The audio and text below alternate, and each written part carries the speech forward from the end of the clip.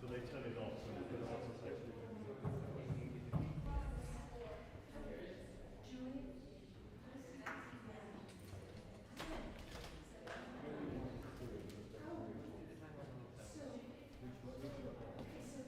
Which side of the hello you want him to put it on?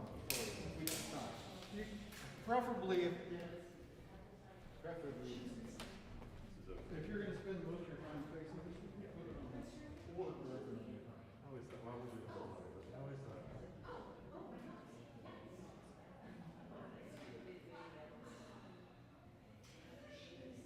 Thank you.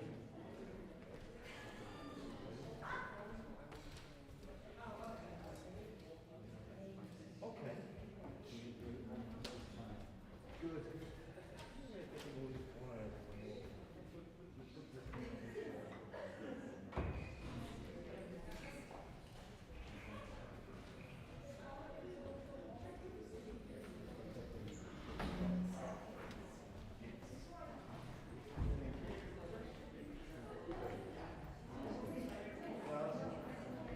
Ladies and gentlemen, it's wonderful to see all of you. May I ask everybody to wear masks right now, please? I'm very strong about this. It's no longer a suggestion, it's a kind of demand. As I mentioned to many of the participants, hello? Excuse me, please. As I mentioned, I wrote a notice to all the participants that unfortunately 2 of our students proved to be positive. And in order to stop that, we have to do every precaution. Last year during the whole pandemic, we never had anybody because we took all the precautions. I have asked that on stage it's okay not to wear a mask, but otherwise we in the audience, we'd like to do that. Please, I'm asking you for the good of the whole thing. It is a great pleasure to introduce to you Stephen Hough, who doesn't need any introduction. His bio is in your program book. He is somebody, as I mentioned to him in my email, somebody I have been after, and I mean after. I've been courting him to come to PianoTexas for so many years that I can't even count. And one of these days, this will be not just for 2 or 3 hours, but for a couple of days, so that you can enjoy Texas hospitality, not the way other people give it, but we have a Hungarian way of doing it. Oh, I see. Well, it's been wonderful over at the private, so but No, if it's better than that, it would be really spectacular. So without further ado, to save time, every person gets about 45 minutes. Thank you. Give a warm welcome to you. Thank you. And a warm welcome to our first pianist. Hi.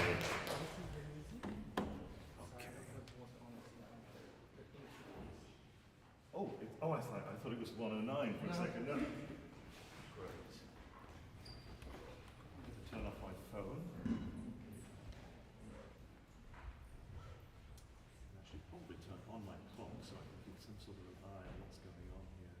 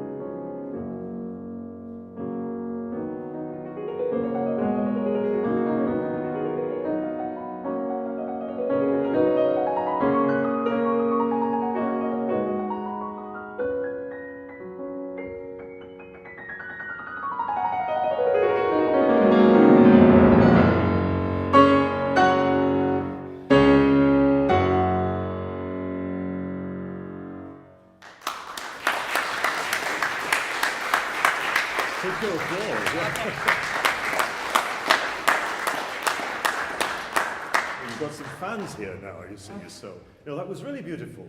So many lovely things in that. And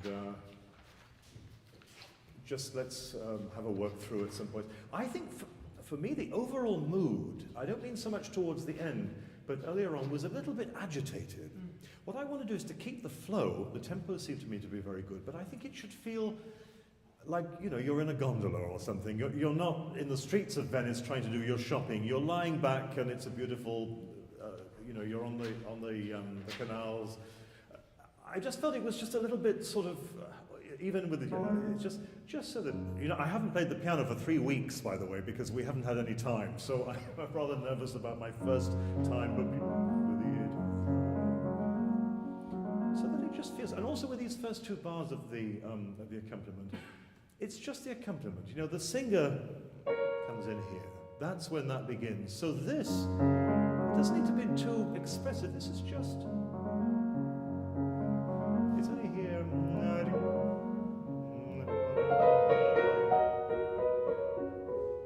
That's when the singer comes in. And I've said this in classes before, but this is the accompanist paid $50 an hour. This is the singer $10,000 for a concert. And she, as it's a soprano or 2, is not going to be too pleased about you taking away the limelight. So feel very much this going with the singer in that. This piece, so much of it is that second beat, isn't it? From the very beginning, yom ti. So this always needs to feel a little bit like an upbeat. Yom ti. And then the release. It happens all over the place. You have this second beat as the downbeat. And these wonderful hairpins in Chopin of different sizes. This is a good addition. We can see the sizes. They're not accents. They're sort of stress points. They're lingering points. And they happen even in the very first right hand note. The other thing I'd like to have a little bit more is just a sense of the counterpoint. That so much of this piece is this duet, isn't it, between the 2 voices. So I'm hearing an awful lot more of the upper voice than I am of the lower. I'm just glancing here. Why not?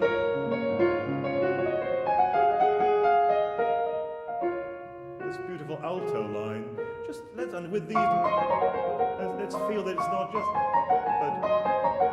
but the bottom line too. And playing around, and sometimes it will not just be the top line, but maybe on the second beat of the 3, the alto just has a little bit more. Just colour and transparency. That's one thing also I felt was a little general point. It felt sometimes thick to me in texture. I mean, it's very difficult, especially on our modern pianos, when it gets chordal, in the last section. All of the, it's a lot of chords. And we want to try and thin that out. When you go to the hairdresser, they have those scissors that they cut, and it doesn't cut the hair, but it thins the hair. And you've got very thick hair, so you go in there and thin it, and it all pours off, but in fact, it still looks the same, but just thinner. I want to get the thinning scissors on some of these passages a little bit here. But why don't we just start again? Just from the beginning. With that idea in mind, the upbeat, and then that is where we rest on beat 2. Well, that's a little bit timid now, isn't it? It's still forte.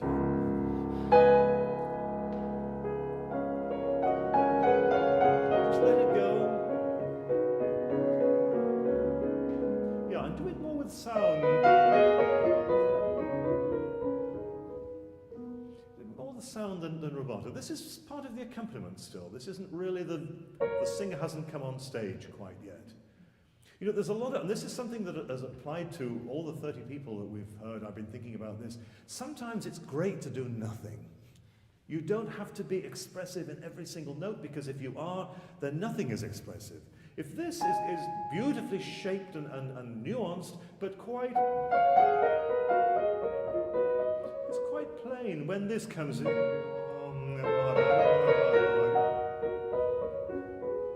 you can be free. But if you've done something like that in the first 2 bars, you take away the special moment here. So let's just try the opening again, and let it just go. Do it with sound. Just go.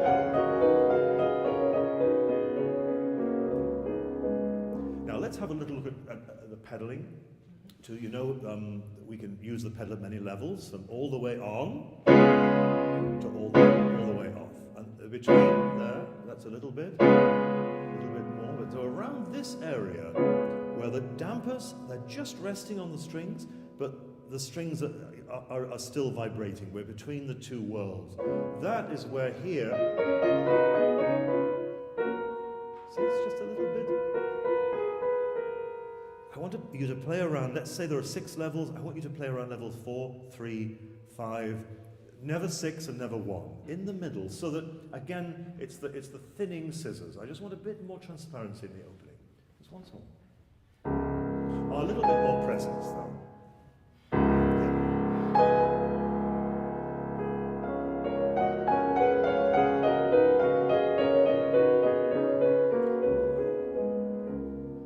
Now she walks out.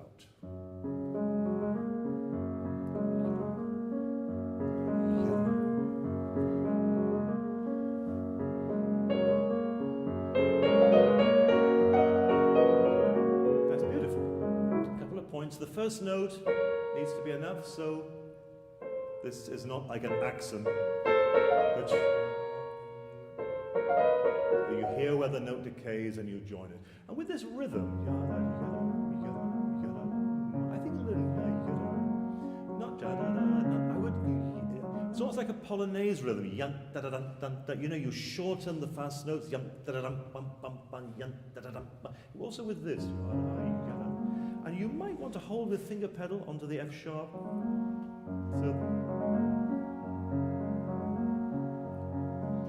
So it's just a matter of taste, and you don't have to do it every time, but just give it a try for once, just from there.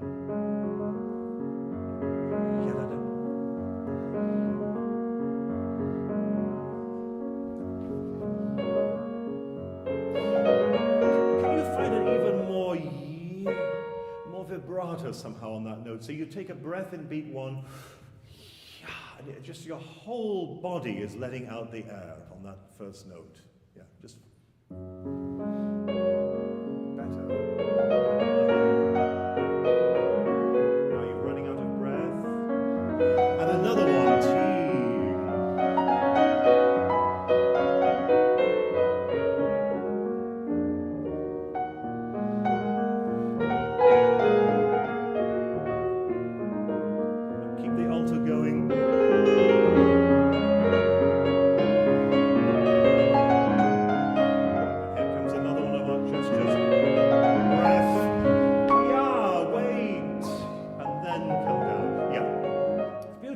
So well, it's great.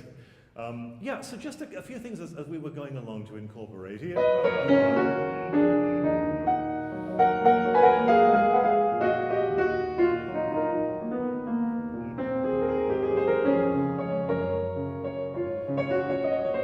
don't have to be at the same time. You know, rubato is all about not playing the hands at the same time, or even the voices at the same time. Chopin talks about this, doesn't he? And indeed Mozart does. The left hand keeps the rhythm and the right hand is free. Well, if that happens, they're not going to play at the same time. So this is something which was in Romantic piano playing right up to the Second World War, and then it became different. Just at the same time that violinists stopped making slides, the pianists stopped breaking between the hands, and actually they're almost the same gesture for both instruments. The other thing, just quickly, we're going to be throwing ideas around. I hope it doesn't all seem very confusing, but the other thing is while I remember it, the upper note trill. On the whole, it appears that Chopin uses the upper note for the trill, and particularly here, it's never, it's year and year. So that it actually, and here he's even written it in, it's not, but it's E. So just bear that in mind when you're playing. There are no hard rules about this, but there's a sort of that particular moment when we have that. I think it's quite important that that gesture happens here, and this is on the beat. There are students' editions where he's written a line on these grace notes with the bass, particularly Jane Sterling, who was a Scottish student of his, and he wrote quite a lot of indications on there, and he wrote them not just once but many times, so I think this is something that he really wanted. I just want to try this again. When we get to here, time and then wait, so that you have this gesture on the second beat again. It was great. Let's go from bar 4, from the beginning.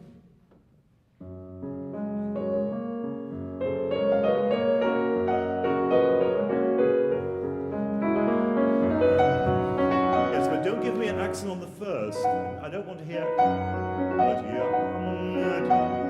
because it's if you're singing, you're running out of breath, and you breathe, and then you give me the second beat. One more time.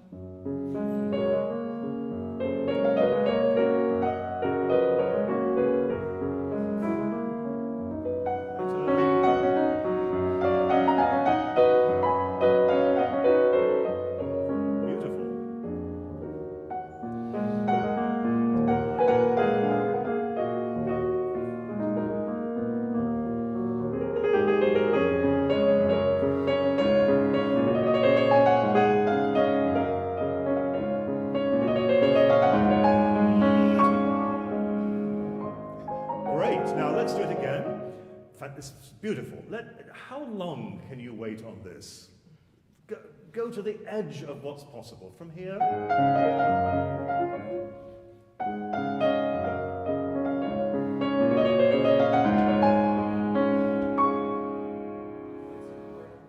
On this second note, yeah, where he's written this hairpin.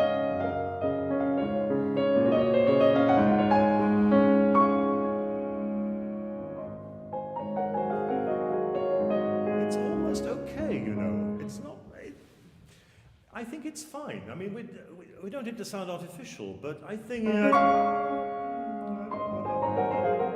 we have a little less pedal? And I like to take the bottom note, especially finger one.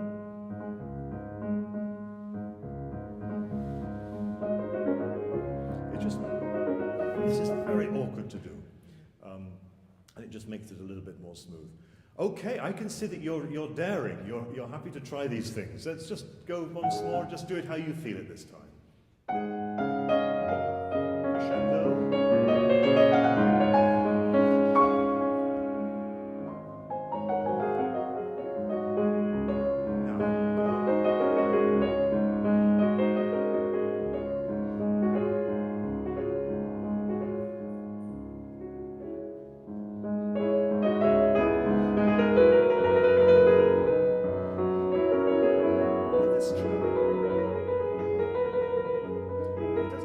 As you can play a lyrical trill, a vocal, melodic trill. But on the beat.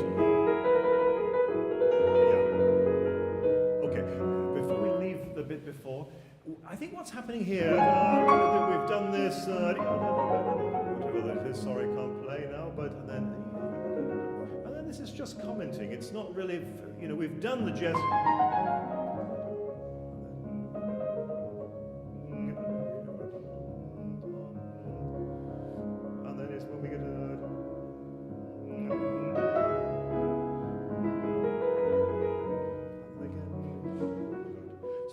Again, what I was saying earlier, everything isn't equally important. This is a wonderful gesture, isn't it? Right to the top of the instrument. It's the highest note, as I'm quickly looking through in the piece, until here. And it's just about a soprano's high point, isn't it? The high C sharp, and then it comes down. And then this is just, it's like you say something important, and then you just repeat the last few words, and again, and again. And it's only when they change. Be careful that we pace that right. Let's just, I'm not sure it was better this time than when you did it in the performance, but you don't want it to sound cute or coy, but of course it's a wonderful change, and so you do want to make something of it. Always good to do something with sound before you do it with timing, so that you have the sound in place. Because rubato and timing and sound go absolutely together. You can't take one apart from the other without it falling apart. Okay, let's go back, maybe top of the page, and we'll carry on now.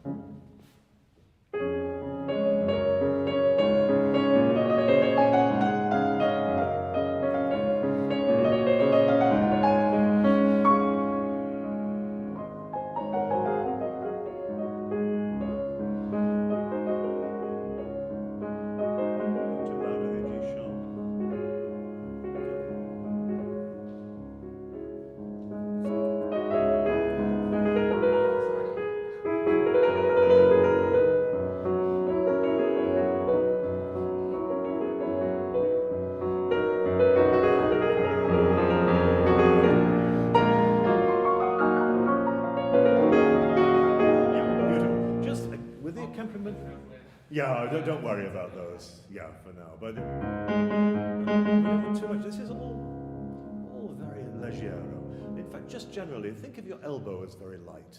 So much of sound and color comes from there. If you just lighten the elbow, everything then will be more transparent. And so here, now here we reach the first point of a little bit more emotional engagement. It's been pretty sunny until then, but then we have this.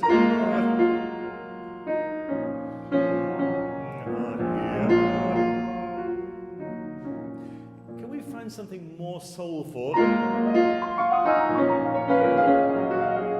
we can, oh gosh, I wish I'd done some practice before coming here today. Just from here, here the appoggiatura, so tragic at the moment.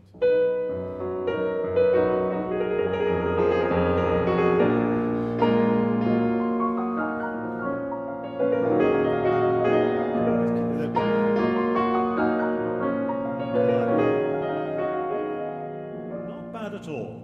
I would personally, if you take as much time there, I wouldn't do quite as much in the second half of the bar, but you can convince me. I'm happy to be proved wrong with this. Can that glisten so that it has a little bit of sparkle to it when it goes up?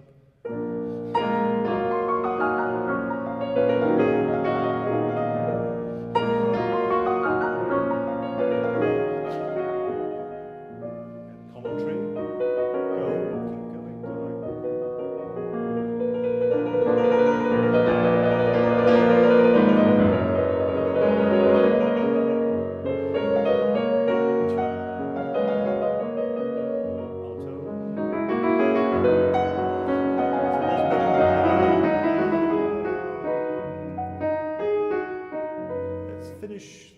With this Chakatura there. Beautiful. Let's go from the trill.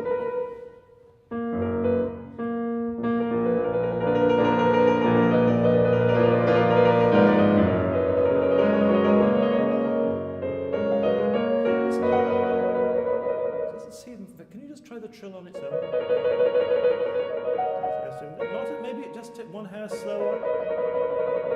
If you think of it from the rather than think of it from the upper one and try with the 3 even. The wrist just very, very. Yeah, and now one hair slower.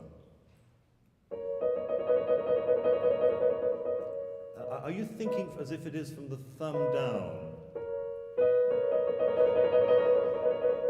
Yeah, I find sometimes that rather than think.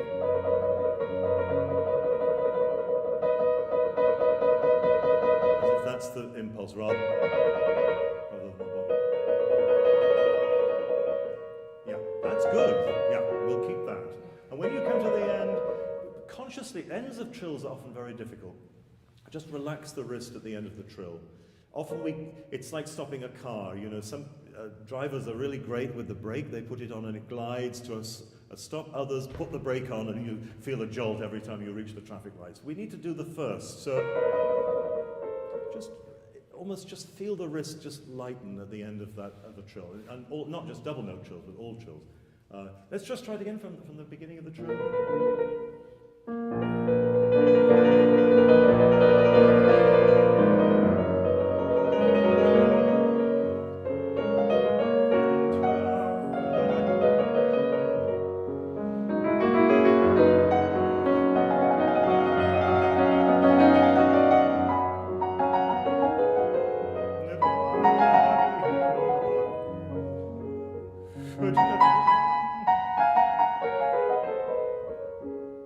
That hairpin goes all the way down to the last chord.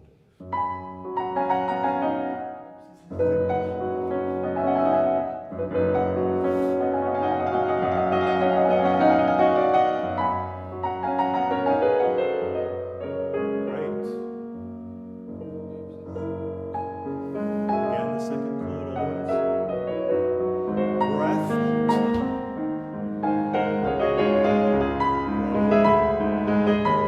Alto.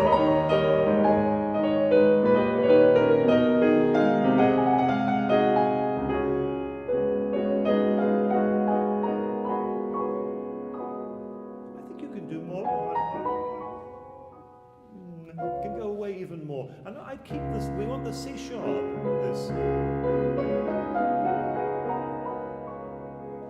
you can just take the pedal from all the way down, just up to a 5. Just what you're doing is physically, you're brushing the damper against the string just to take a little bit off. It's a bit like curling.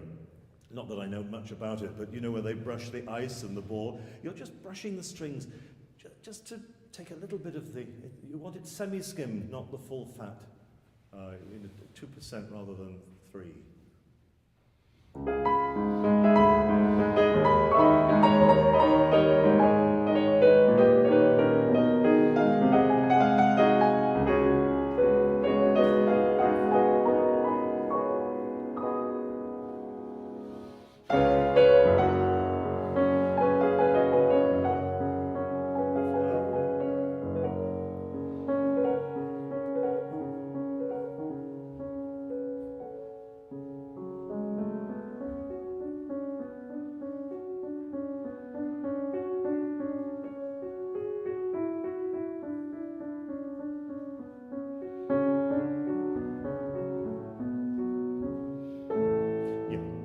It's a difficult little transition to do this, and maybe not to try to do too much and more with sound. Sorry.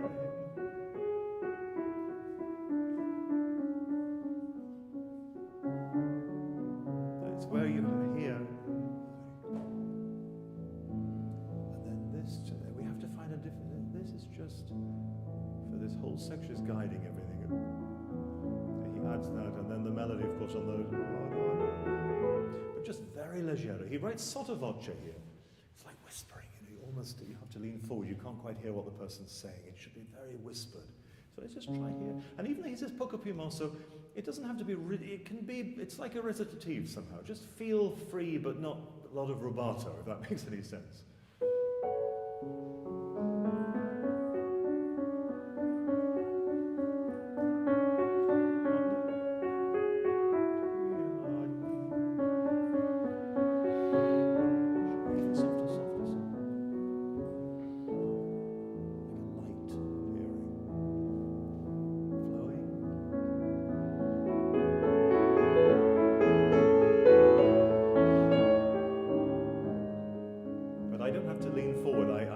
Everything you're saying, and I want to feel. I think it here.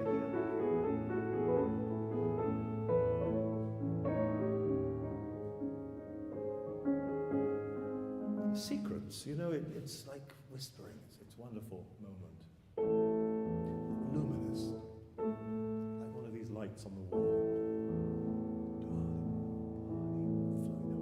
The boat is going. We can't stop it.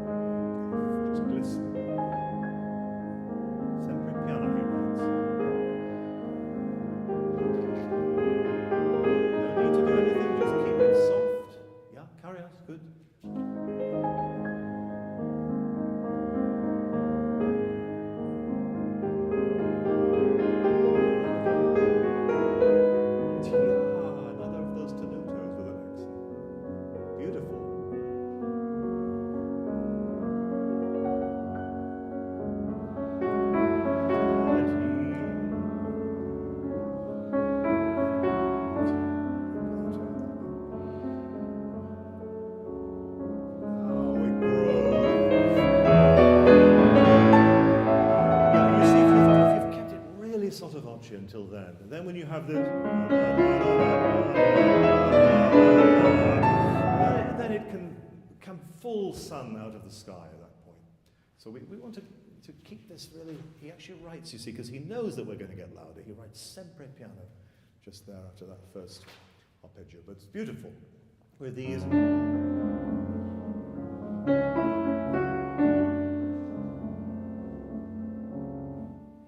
This to be singing through, and this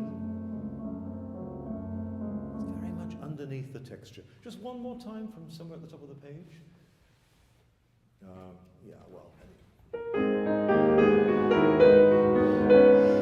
Sort of whispering secrets.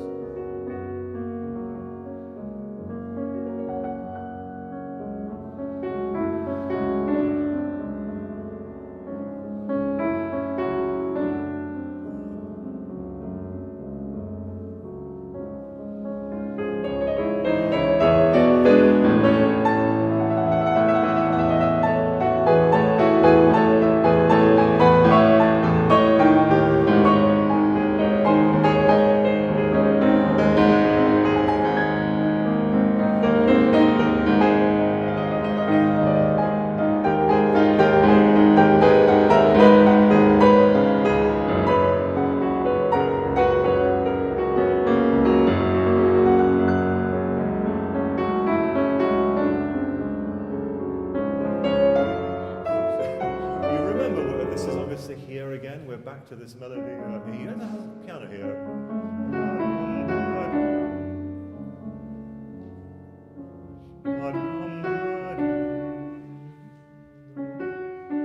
I would release the pedal a little bit late. After, so it almost sounds like you've glissando down. And hear where that decays to and release it to the C sharp. And here it comes again. Can we just go from there?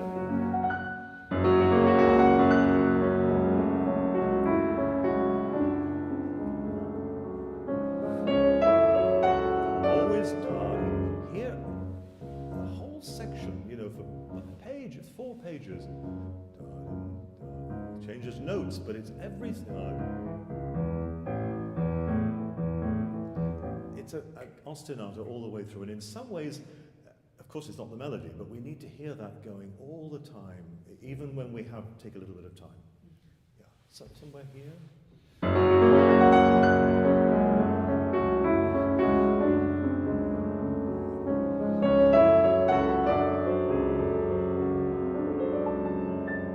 So it's crescendo, it's still big, actually, the crescendo has. It's not, he hasn't just written crescendo here, he's written dot, dot, dot, dot, dot, all that ink. Crescendo. Crescendo. Yeah, because you see what's about to happen.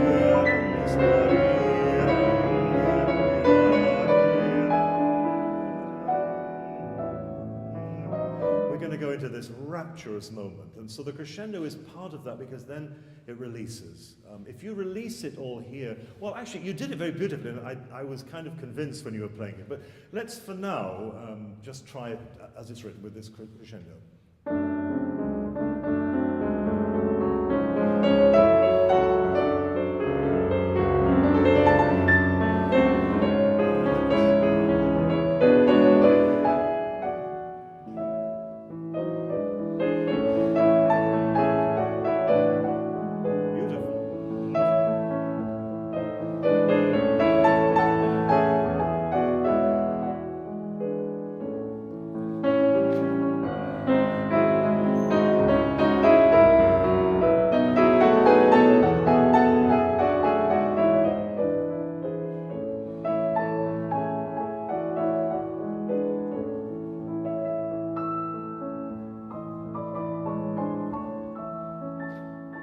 I think that really, it works very, very beautifully.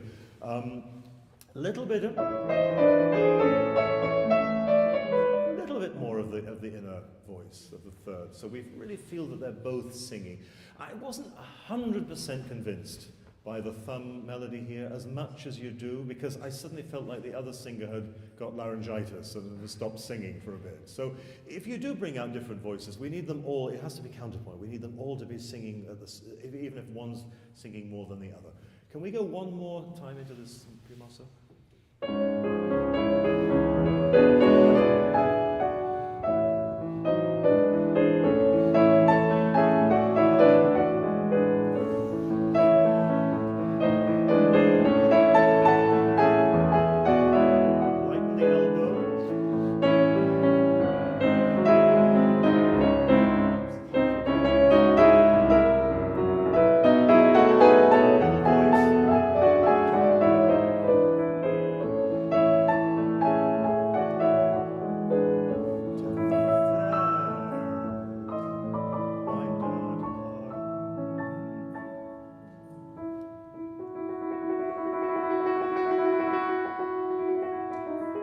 If you started with the pedal, what about releasing it towards the end?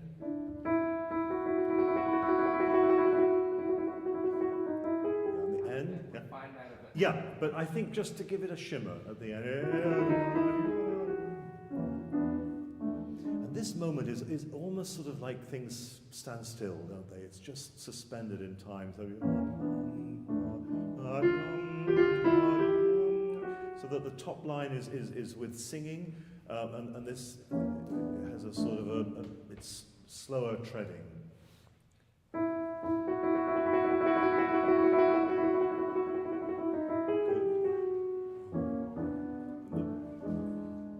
Yes, because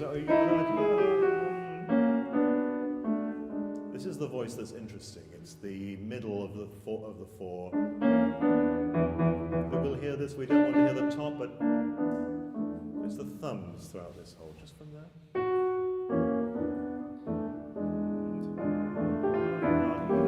Yeah, again, there's that. I'm getting a sound. That accent on that. The hell, good. Carry on.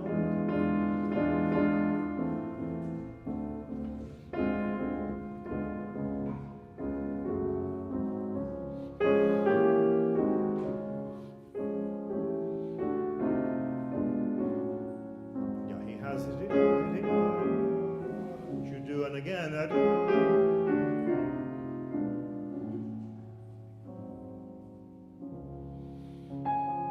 this is the most beautiful of those second beat accents. Again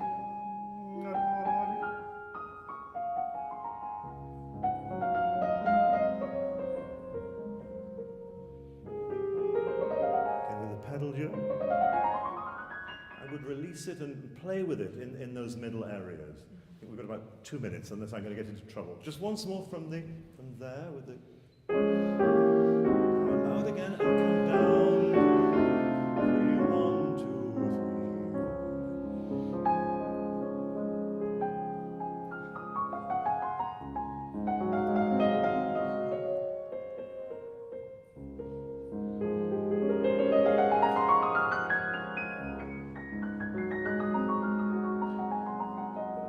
It's very beautiful. If you do, though,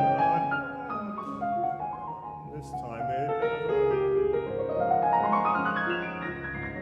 is a case for just letting it spin without any rubato. Let's just try it once.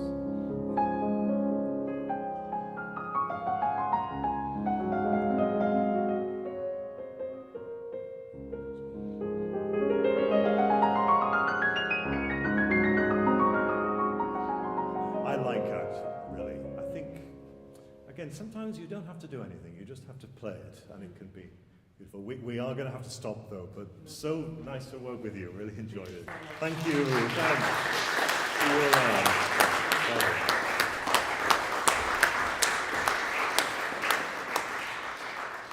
What a wonderful start to the afternoon to hear that music. I mean, we could be on a gondola somewhere, couldn't we? Somewhere in Venice, all of us, but we're not, and it's hot outside. Okay, we have Rachmaninoff now, I think. Yeah.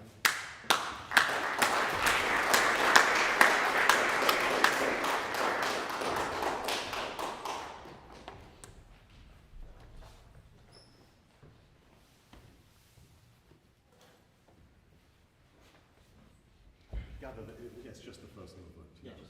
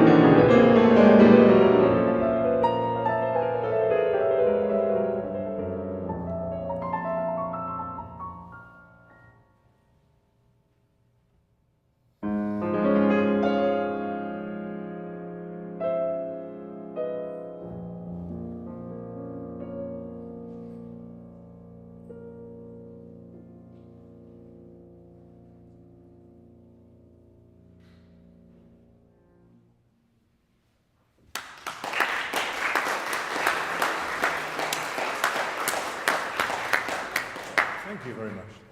Just before we go on, do you, this is a D natural here, yeah, not a D flat. I wrote that in the score, but I never learned this piece, but why did you choose this version? I'm curious. The 1931? Yeah. Yeah. Well, it felt more, I don't know, like the original, it feels more like condensed and super flawless a little bit. Yeah, because we've heard this piece a lot during the Kleiben, maybe more than any other piece, and everyone's played the later version. I think that the solution is to play what Horowitz does, which is a bit of both, or mainly the original version, but with a few things, because I think too much is cut in this, actually. And also the too few bass notes. We really need, you know, here, it's a shame. You know, it's very interesting, it's not the time to talk about this now, but 1913, 1931, it's very easy to remember 1-3-3-1 of the two different versions. You think of how the world changed between 1930 and 1931. You know, 1913, Romanticism was still fine, Rachmaninoff was famous, he was still in Russia. 31, he's living in America. You've had the First World War, the Russian Revolution, women's votes, electricity, cars. I mean, the change is more maybe than at any other point in human history. And Rachmaninoff in 1931 was considered old-fashioned, passé, bad. He was called third-rate. And so, and he's not been composing. You know, he wrote the Etude Tableau, and then nothing until the fourth concerto. There's like a 15-year gap. And he was depressed about his composing. And so he comes back to this piece, thinks there's something in there. Maybe he now thinks, well, maybe my critics are right. Maybe it's too flowery, it's too 19th century. I'll make it modern. So like in an old house where it has all this Victorian furniture, he says, okay, well, I'll get rid of that chest, that looks a bit ornate, and then this carpet is too light, let's get rid of that, and you know, why don't we just have the windows plain, no longer the stained glass, and why don't we get rid, and in the end, you're left with something, I feel, I mean, it's still a wonderful piece, but for me, it's a little bit like a shell. It's like he's a bit ashamed of it almost, and he's sort of trying to make us like it in the modern age, like a grandfather trying to understand his grandchildren. You know, he doesn't know why they like these video games, but he's trying to be part of that. And I don't know, I'm always a bit disappointed when people, because everyone plays this later version. And in fact, we know that Horowitz, who was a very close friend of Rachmaninoff, said that his version was the one that Rachmaninoff liked the best. I mean, he may have been lying, but it seems unlikely because I don't see why he would. So anyway, I just throw that out because it's been very much on my mind this last 3 weeks as so many people have played this. Well, a couple of little housekeeping things. There's a lot of noise from your feet. I even felt the vibrations a couple of times. I mention this partly because you might not be aware, but it's a shame. If you were recording this, the producer would come into the room and say, we can't use it because it's on the record, you don't see any visual excitement that maybe, you just hear bangs and it's like someone's doing work in the next room with a hammer, you know. So you have to be careful. Think of the pedal like a surgeon with a scalpel, you know. You're making an incision to cure somebody, and it's a tool of incredible refinement. So we should never be hearing sounds from it. It should always be used with great precision, you know, and love, and it's got so many possibilities of color. So I just be a little bit careful, and certainly with the left foot, just be careful with that. You know, one of the characteristics of Rachmaninoff's playing is rhythm. You know, he's a romantic, but Rachmaninoff was as rhythmic as Stravinsky, and in fact, in his performances, more rhythmic than Stravinsky. And we tend to forget this because we think, well, romantic music, that means you're meant to be rubato all the time, and it's not true. And in fact, I didn't download, but I found this on my phone earlier. This is the opening of the third concerto played by the composer, by Rachmaninoff. Now let me see if it will work in here. But it's kind of interesting because it's maybe not what you expect. Because, now can we, I need to turn on the Wi-Fi. Okay, well, we'll do that. It's worth taking a little bit of time, I think, to hear this. Can you hear?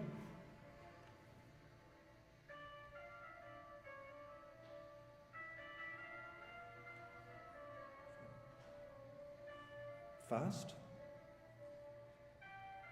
Metronomic? incredible inflection. Listen to the wonderful shading.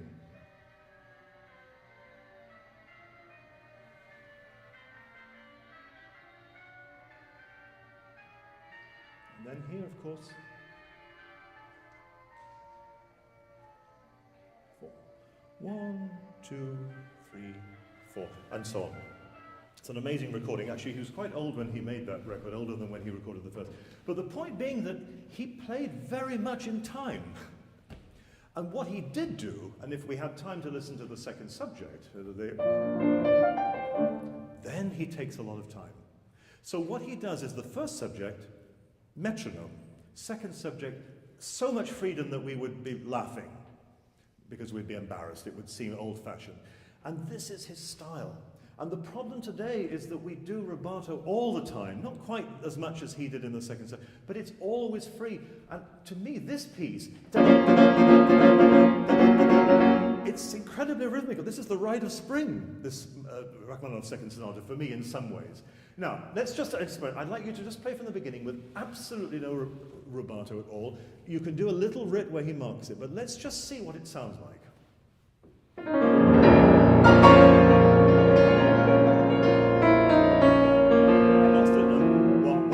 Is it 1, 2, 3, 4, 1? Just make sure you don't add an extra beat. Once more.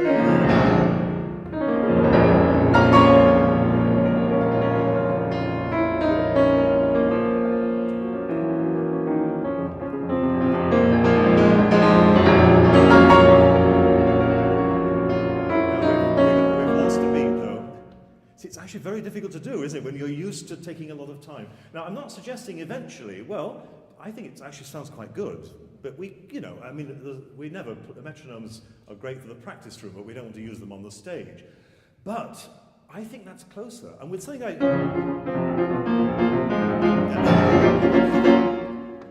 I think this is such an exciting piece. This is Petrushka that we've been also hearing a lot about. It's not willowy and always taking time. So try it once more. I want to hear this again, and just be careful in this bar that you don't lose a beat. Once more with this. You know, it's like the side drum and the double and the bass drum on that downbeat.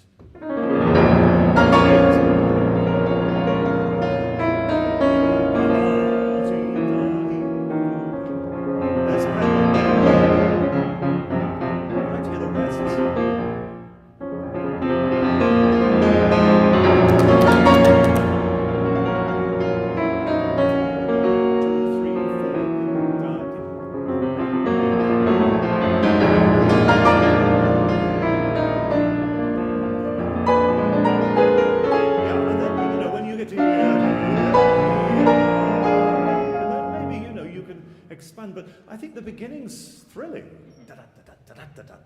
You know, it's got all of this energy in it. And also, if we just, you can hold on to these chords.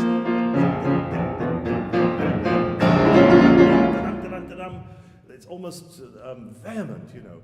Be careful here that you get the rhythm right. It's not. The first one is a quarter, isn't it? And then 2/8. Yeah. Let's go from here.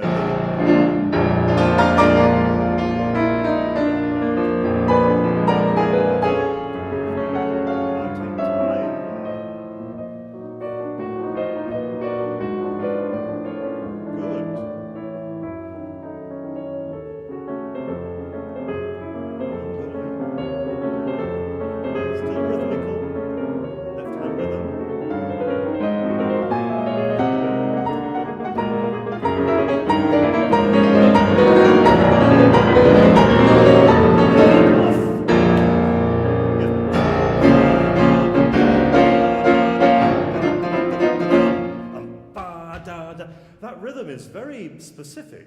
So if we go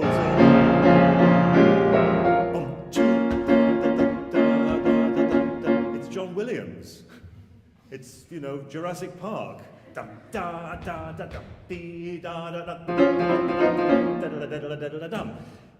Fantastic exciting if it's rhythmical. Just from the reprise.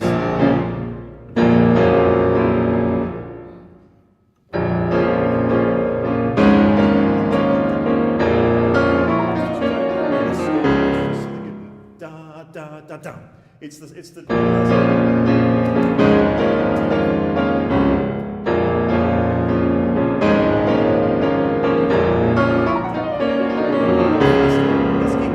haven't ever learned this piece, so it's not a sight-readable thing, but doesn't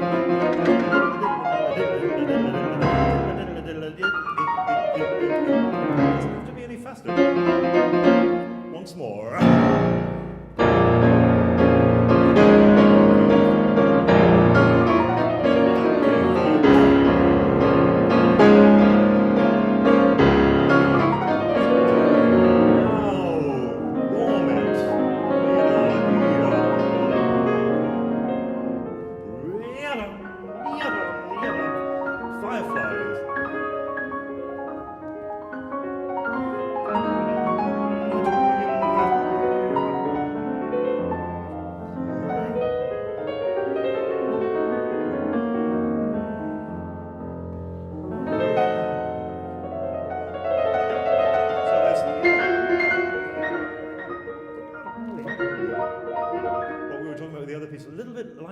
So we have, it's not staccato, but we want that kind of touch so it sparkles with the pedal.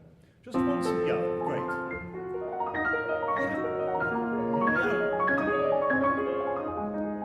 Think of it as on the, you know, he's actually written the accents, the slurs with the upbeat. Yadam, yadam, yadam, yadam. So it's not, it's yadam, yadam, yadam, yadam. So think from the upbeat. Yes.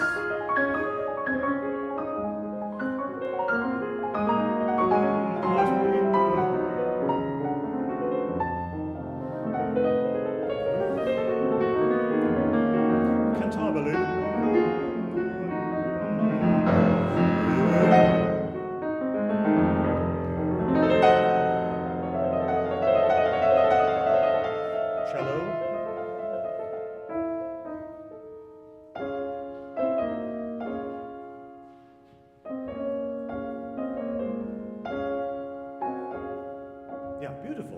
Very nice.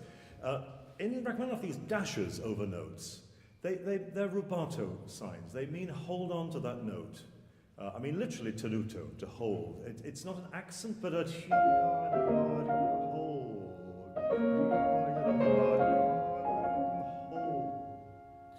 And here, look where it is. So it's not, but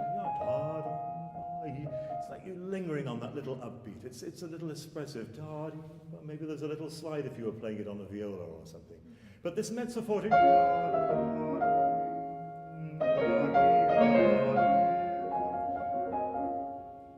People never played their hands together till about 1952. Always, I mean, right.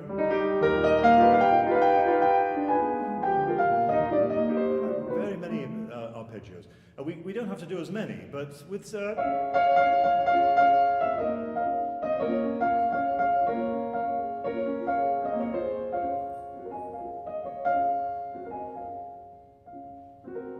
like to finish, and then, like we were talking about in the barcarolle, pick up the vocal line, take a breath and pick it up. Once from the menamosso.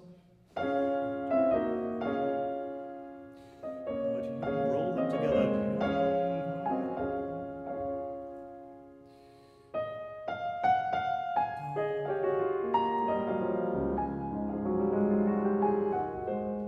It's a forte. A slide is a T.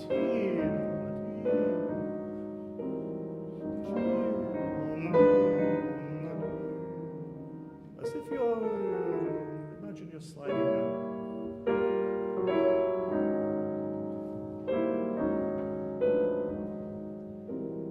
Pretty good. That was great, actually. It's the first one louder than the second, and you release the pedal 1/4 of a second after the next chord. So,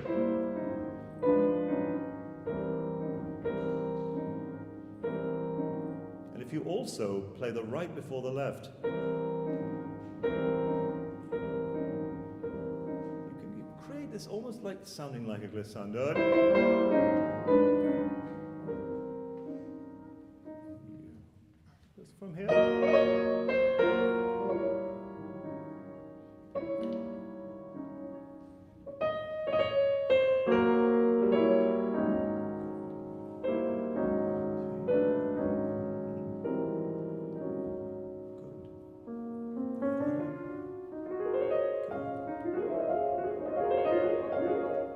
almost like a Scarlatti. Yeah, beautiful, beautiful.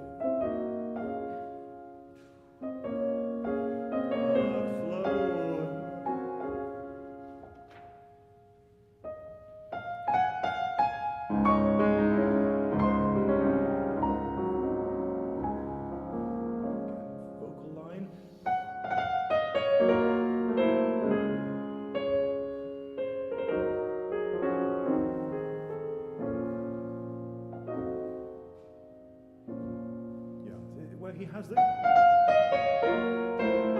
or 3. Be careful we don't hear it as if it's the next downbeat. 1, 2, 3, 1, 2, 3.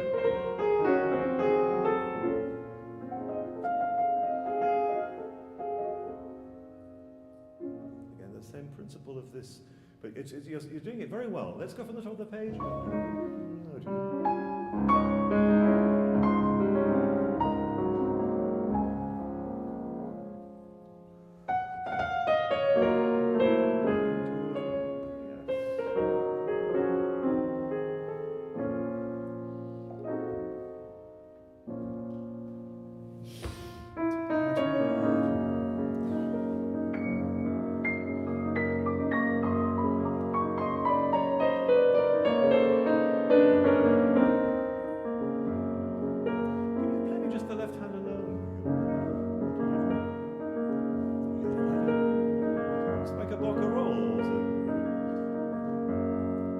Good, yeah, so we feel that we've had a lot of time taken. We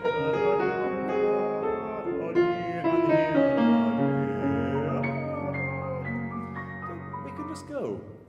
That can be a moment.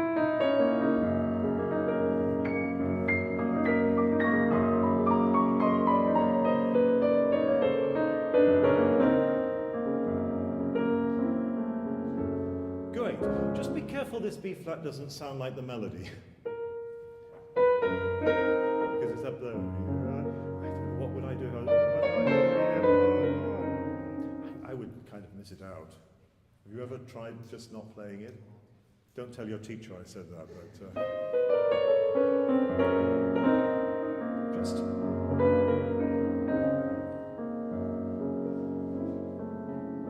But still melodic.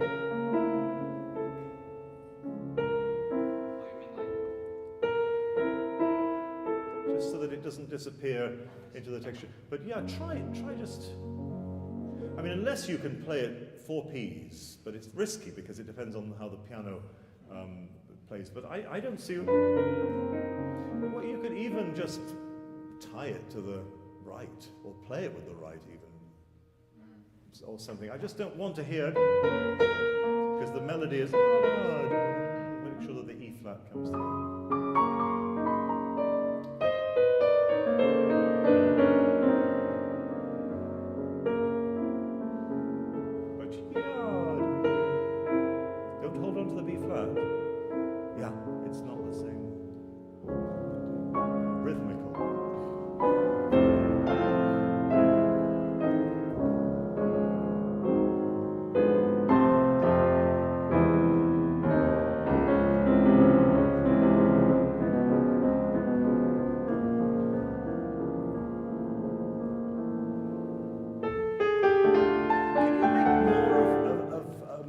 Of vocal arrival there.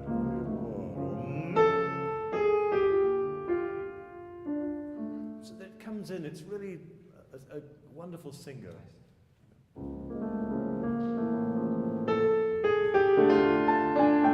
you tried fingering? I mean, it seems to be unnecessarily awkward as it's written. Just 3, 2, 1 in the right hand.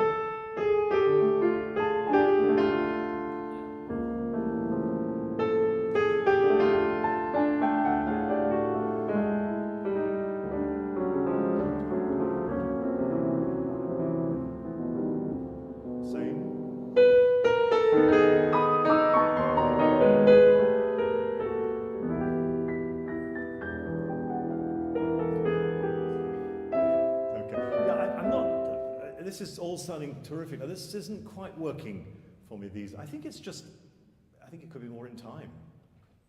Especially when we have it, it just feels like it rushes and then I don't know where I am. Just yeah, I just want to distinguish between the,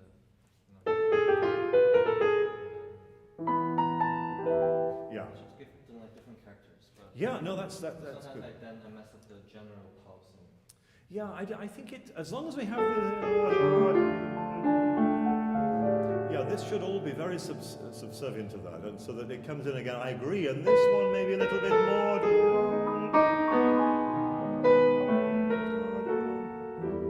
Yeah, so that but these, we'd still want them to sound. They sound just like a bit sketchy. I'm not quite sure that all the notes are always sounding, and just be a little bit careful. Let's go from the beginning of the development.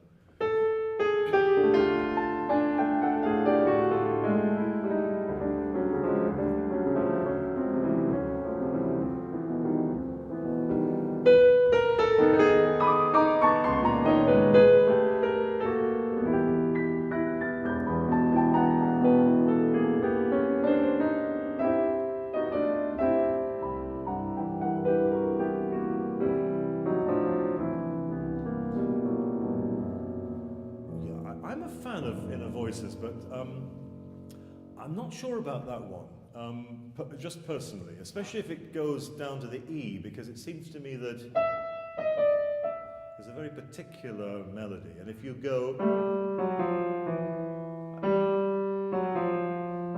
I could buy that one, but I don't know, because they seem to be so related, the second one, the diminuendo, that personally I wouldn't, that's not a moment when I would bring out an inner voice. We can do lots of others all over the place, but yeah, it's a little bit better. I think just don't feel that you, also when you get to here, to get down there, you have time.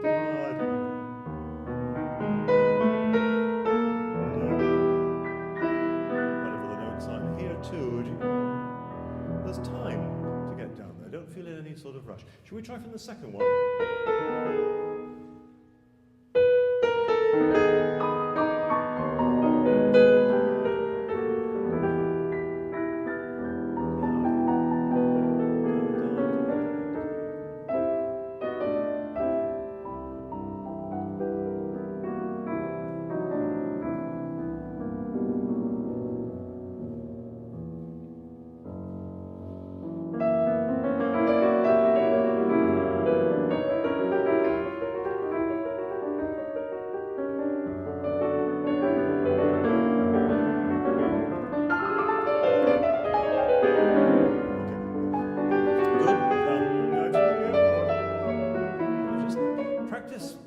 Without pedal, it's always good advice. I mean,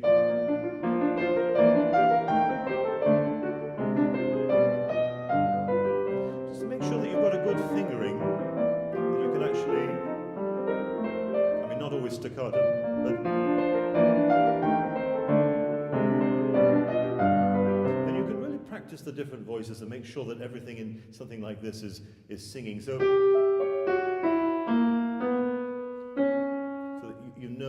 all the strands, everything is clean. It's like you take away all the everything that's accumulated onto it. So you practice it with that. And then when you get across the page with the triplets, we always do when something gets a little tricky. We always tend to play faster. A very good friend of mine, who's teacher in London, Ronan O'Hara, said to me, and I think this is a great point. He said, in fast music, you'll never play too slowly. Sorry, you have to play too slowly in fast music. We always play too fast. And it's always faster even so than we think when we listen to a recording. It's sometimes astonishing. You think, I took a lot of time there, and then you hear it, roar, it's over in no time at all. So with these triplets, just enjoy the leggero. It's the same kind of principle as this. From the top.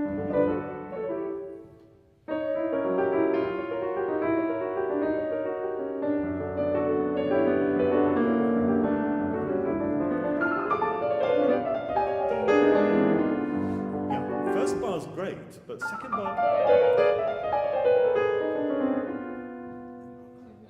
Yeah, I wonder. The fingering is it?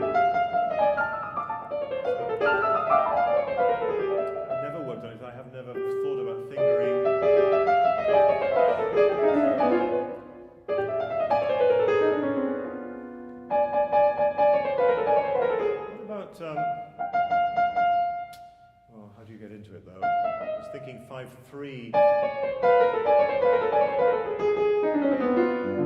But you can't get into it, that's the only thing.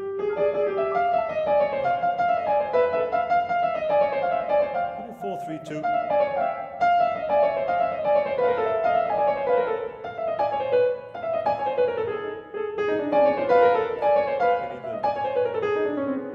We need the F as well.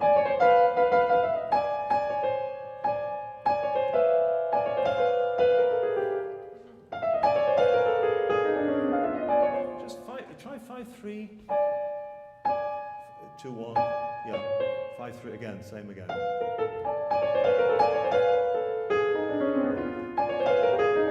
And also your wrist should be more lower, more just, if anything, a little bit lower than, yeah.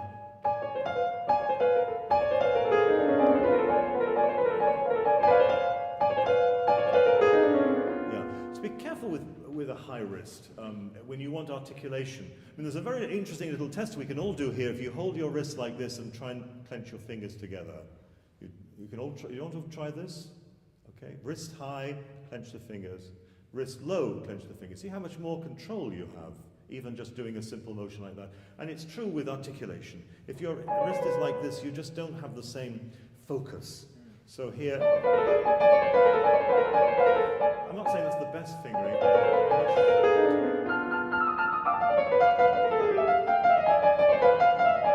Not like that, actually, what I said. Yeah, I guess what's written is better. I think I would do what's written, and then 5-3-1-3-2-1.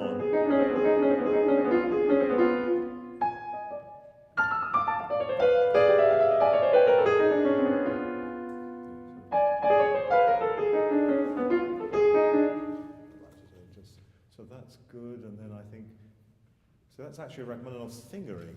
But Rachmaninoff had an unusual hand, so what worked for him rarely works for anyone unless they have a hand this size. So if you do 3-1, 3-2-1, and 4. That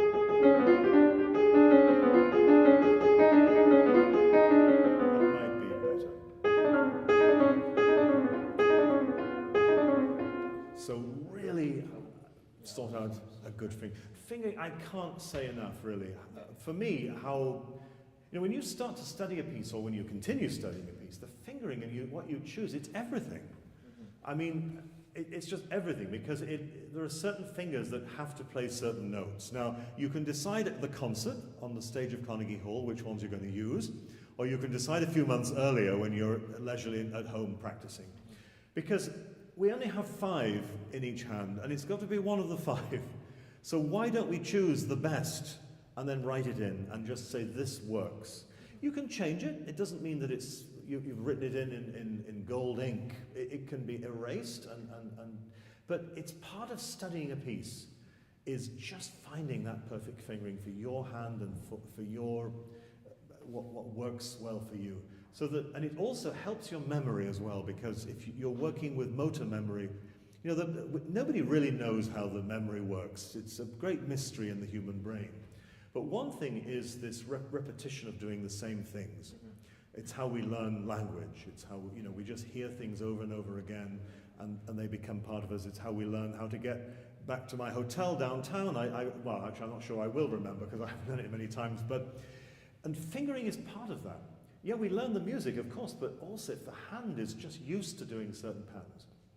So when you're learning a piece, absolutely write it in and think about it and look at every possibility. I mean, you know, I was struggling with double third trill in the Polonaise Fantasy, you know, and I tried every single fingering, and the most unlikely one is the one that works so well for me, and it's 1 on the E and 2 on the C sharp. So just try it. And then 5-3.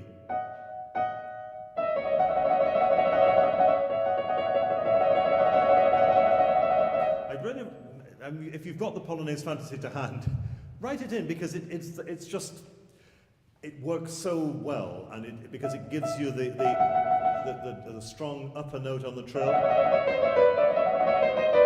I mean, that's just one example of many, but yeah. So I would spend a good 15 minutes, get a nice cup of coffee on the side of, well, maybe not right on the piano, but on a mat on the piano, and just go through every possible fingering. Also, what's very useful is matching the hands, so that if you have a thumb in the right hand, you have a thumb in the left at the same time, because that is like an anchor, you know, it's like a goalpost that keeps you from rushing. Because I can guarantee you, and also if I played this piece, we're going to rush in those 2 bars. It won't get slower, so just be conscious of that. The other thing,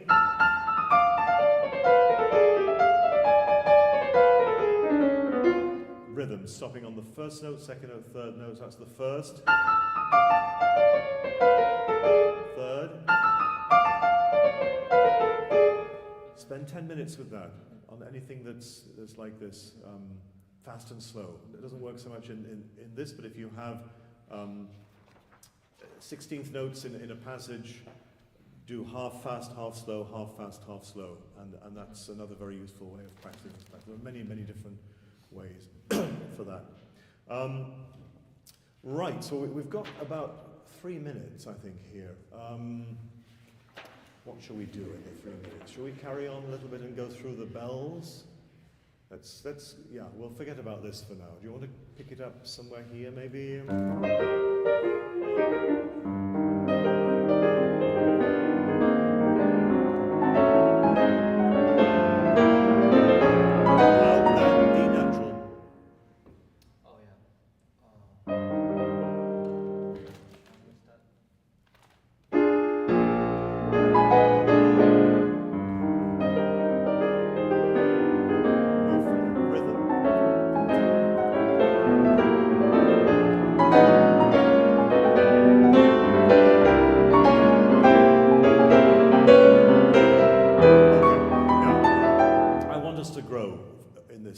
In these 4 different things, exactly the same as sequences. Rachmaninoff's big on sequences, but I'm missing a little bit the bass. This chromatic line, all the way up to the C, and then resolving onto the E minor chord. So give me that bass.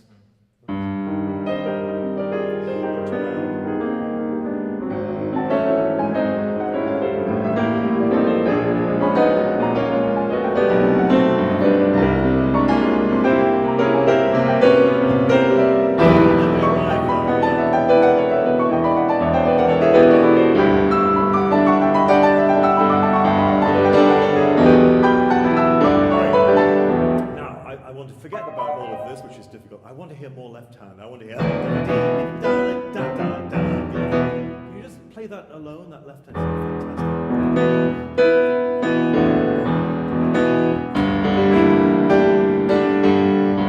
Okay, and now let's add the right hand. And I just want these great big fifths and rattling.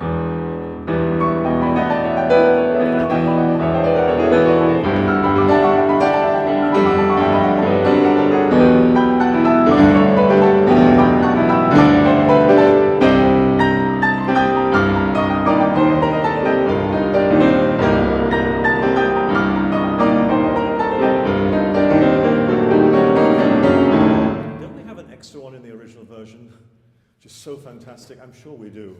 Let me just check. Where are we with this section? So many more notes on the page. No, we don't? Yeah, well, yes, we do, don't we? We have the extra one from there. Well, you know my feeling about that. But no, we'll forget about that for now. I think you're changing the pedal too many times. I want to try now, as an experiment, from here. And I want you to change the pedal here. Okay?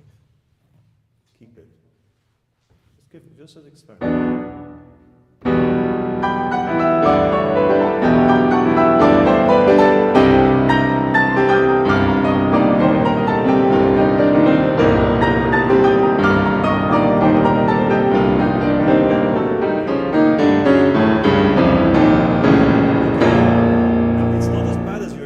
Is it? because of the bass and because of the reinforcement of the harmony all the time, what that pedaling gives you is power. Because when you change every time you come to the downbeat, when you put the dampers down, for half a second it's nothing. And then you build it up again, and then nothing. And then you build it up again. But if you leave it down, these strings are vibrating like crazy, and they're more and more and more. And so you can really create in this section the most huge sound. And it doesn't sound blurred. You might very occasionally want to go to what we might have as a level, whatever we call it. Yeah, well, I was thinking of an eighth pedal. Yes, really, really tiny little bit if it's really unbearable, but I don't think it ever would be. I really think so, particularly when you get to C minor. You absolutely keep the pedal there, but I don't think you need to change it when you go from E minor to C minor, actually. Just make sure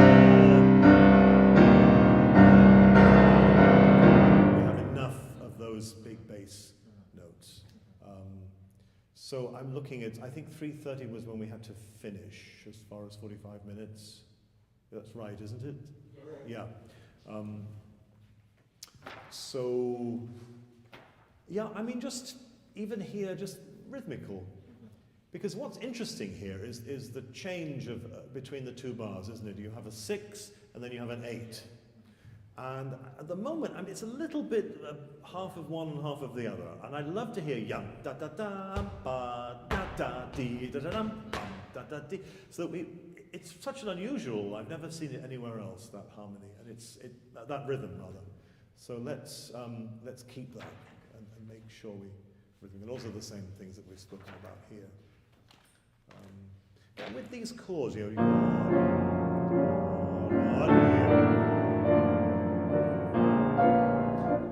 to be expressive to the very end of the world. You know, it's sort of winding us up again. It's kind of once upon a time sort of feeling, and I don't think it needs to sort of, again, everything. And before I stop going on and on about this middle version, my favorite bars in the whole piece, which he took out, were these, you know,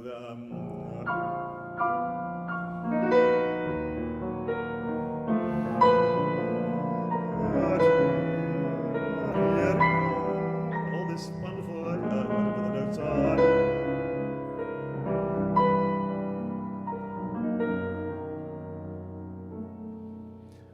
I think that's like 3 of the most beautiful bars Rachmaninoff wrote, and he took them away in this revised version. So, on the yeah, I think he plays those. Quite a few people now are using that version. Joseph Villa, he's not very well known. He died as a young man of AIDS in the early 1990s, but there's an amazing recording that I suggest all of you listen to on YouTube. Joseph Villa, who's an American pianist, a good friend of mine. It's an extraordinary performance, and it was the first time and only time he played the piece, because he was ill. He'd been in hospital, he came out of hospital, they thought he was going to die, he came back to life. And he played it with every single inch of his strength, in the most, I mean, it's terrifying to hear that performance, because there's such anger and yet such a sort of happiness that he's back playing again, and you know, and he died not so long afterwards. So I would really check it out, and he does this combined version. In fact, there are 2, he played it 3 times in 1 week at the Barge in the Brooklyn in New York. I don't know whether any of you have been there. They have concerts, it's a little chamber series. It only seats about 100 people, but or maybe 200, but he played it 3 times, and 2 of them were recorded, and they're both on YouTube to be listened to. Highly recommended. But it was great hearing you doing today. Thank you. I think these are your pencils. Okay.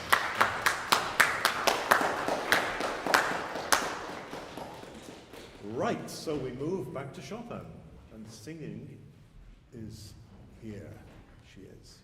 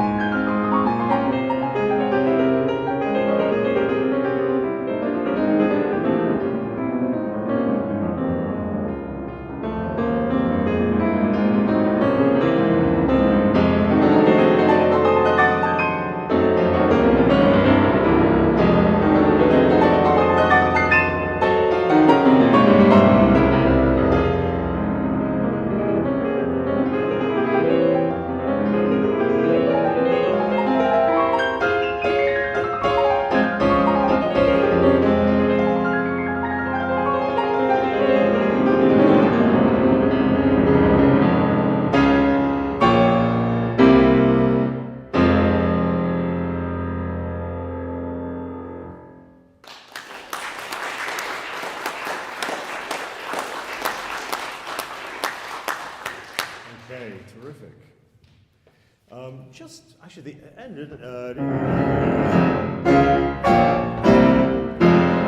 To me, we've built up all this momentum. I don't know. I like to feel that this continues in the same tempo. Sorry, right to the end of the piece. 4, 3, and then go to the 5 rather than to the 1 because it's very often missed. So, and then you can actually change positions for the F. I mean, sometimes there were some wrong harmonies, but I think that was just a mistake, wasn't it? Here and there, yeah. So I'm sure you know where those are. Just be a little bit careful along the way. I didn't make a note of each one. I think that sometimes I don't think you quite listen to how the pedal is working. So I'm hearing sort of things get blurred in, you know, so that it's not sort of clean, the melody. Remember that if any instrument is playing, really, a singer, an oboe, whatever it is, they can't do that. Each note has to have its own space and it's part of the line. So just be careful that you think always vocally. Now, there's a slight problem with this edition, which is the old Paderewski Polish edition. You know, I don't know where you got this one from, but I know this template very well because it's how I learned the piece. But there's one particular thing that's wrong every time, and it does change the way you play it. And I've brought along the original edition, but you can find, if you get Ekia, Peters, there are a number of editions now, even actually Henley, all have it correctly. But this edition from the 1940s is incorrect. So I'm going to show you because it's quite interesting, because it actually is a rubato as well. Here it is. You see, it's a facsimile of the original edition. So this was published when Chopin was still alive. I mean, it's complicated with Chopin because, of course, he published in France, Germany, and England with 3 different publishers to make some more money, really. And then he also wrote things in different students' copies and corrections and changes. And he was changing his mind about many of these things. But one thing, it's this that's wrong. Every time this comes, this edition has hairpin to there, hairpin down. Now what Chopin writes, and he writes it 8 times, I counted this morning, is hairpin down. If you look at the phrasing, the phrase, I wish we all had the copy here, but phrase, new phrase, it's very, very unusual. Da da da da da, to start the phrase on the second 8th note of the bar. So then, and every single time he does the same phrasing and this hairpin going down. Now sometimes you'll have the swell in the left hand, but this is an inflection. You can see it here. Dun ta da dee da da da da dun ta da dee. And it just stops it being 4 square. Because what Chopin does in this melody is do everything he can to stop it being 4 square. First of all, you have quarter note, 8th note, the last one. Again, incorrect in this edition because what they do is they make it 2/8 tied. But if you look at the original edition, it's actually a quarter. So what Chopin has done in that bar is bar 1 of the melody is 2 sets of 3, then he has 3 sets of 2. Then 2 sets of 3. So he's written in all of this fascinating agogic stuff and these hemiolas, you know, which breaks it up and it becomes then so much more interesting and rich. So the left hand is keeping the rhythm and the right hand is doing various things with phrasing, with the length of notes and with the articulation of the hairpin diminuendos. So sometimes editions doesn't matter so much. Sometimes it matters, it's got everything, because it's the actual story. It's like reading an Agatha Christie mystery and it's the wrong character who gets discovered at the end. You know, I mean, there are certain things that you really do need to have in place. So that's one thing I would say, just generally with this, and we'll come back to that. But, so it affects it means we never go. It's always comes away from the middle of the bar, which it gives it this ebb and flow, and it has a wonderful sort of fluidity, I think, to it. Okay, so back to the beginning. I sat in once on a masterclass with George Bollett in this piece, and he said to us, he said, I spent many years with this opening introduction, 1, 2, 3, 4, 5, 6, 7 bars, and he said, I tried it every way you can imagine, crescendos, diminuendo, this, that, and the other, and he said, in the end, I played it with nothing at all, and it sounded great. At least that's what he said. So, after all of that, it's very simple. Chopin does write quite a lot of information. I mean, even in this original edition, you've got the hairpin going up, and then coming down, and then the left hand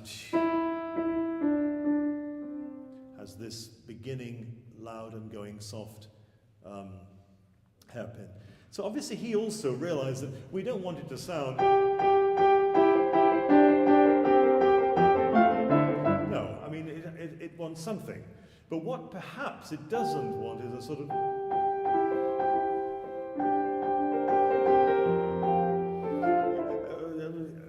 what can I do to make this more expressive? It's so beautiful. Well, sometimes just very simple. So let's just try it. Play it beautifully, but just very simply, because actually the drama hasn't begun. This could be a happy piece from this opening. We don't know it's going to turn into one of the most tragic pieces Chopin wrote. It's actually quite lovely, and maybe he finishes...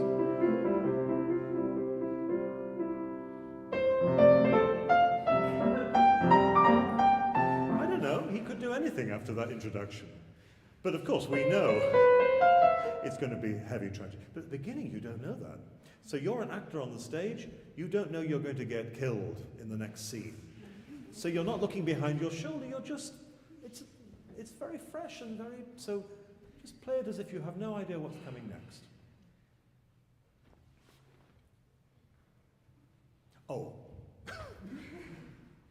I think, you see, to me, this is like a bell, it's been going on forever. And then at some point in history, you join the story. The bell is going on. It's the human heart beating, or it's time passing. And I think, therefore, it needs to be done with one hand, because that's what will continue. If you go and then change over, the psychology is wrong somehow. So just try it with the right hand.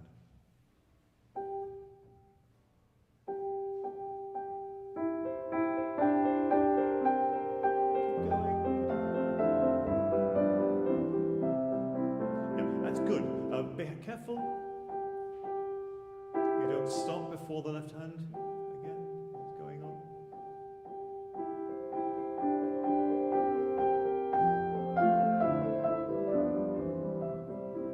And as much subtle pedal as you can. And cling on to the bass line and finger pedal. Chopin was very keen on finger pedaling. In some pieces he actually wrote it in, but it obviously was very much part of his way of playing. So that you cling on to the bass line whenever you can, and it releases the pedal from having to do that for you, so the pedal is just a tool of color. So in this part, and you can finger it 2, 1, 2, 1. If you can't stretch the 3. Just try. I know it's not pianissimo, it's just one piano. Let's just try from the top.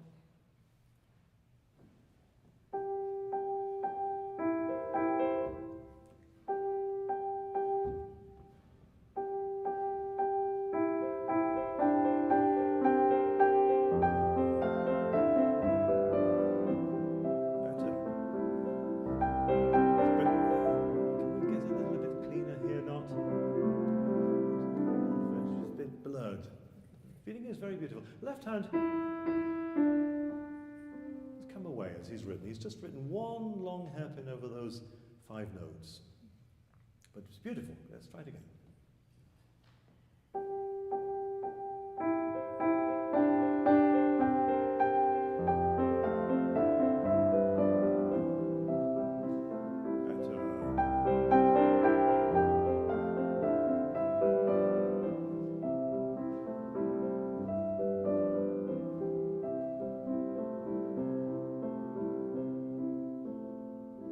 Really pretty good now, I think. I mean, we can work a little bit more when you're practicing. Because this was sort of loud and then suddenly went soft on the last note. It should be a continuous diminuendo, but it was very beautiful. Okay, let's now just do the last couple of beats and then start the melody.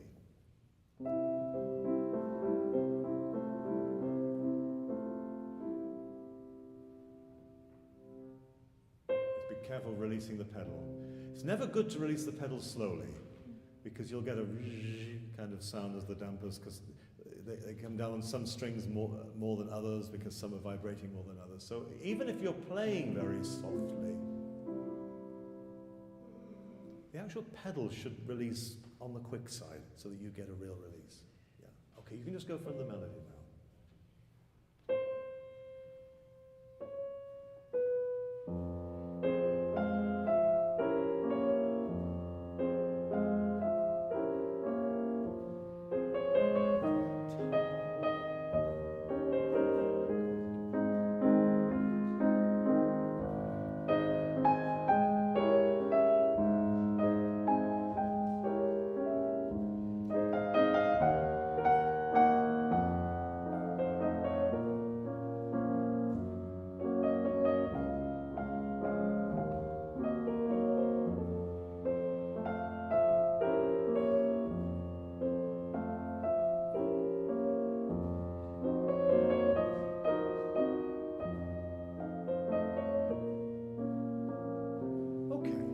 It's pretty good. I think it's better than it was, when you did the performance for us. Be careful that the sound is, however soft it is, that it's never timid.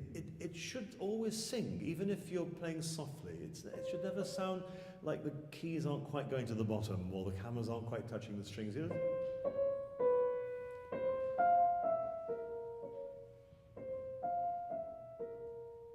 Always actually there somehow.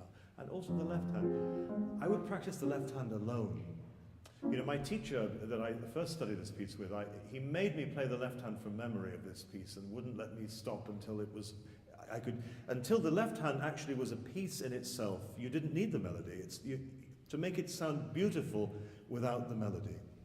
In fact, let's just try. You don't need to do it from memory, but you've got the score. Just try just the left hand for me.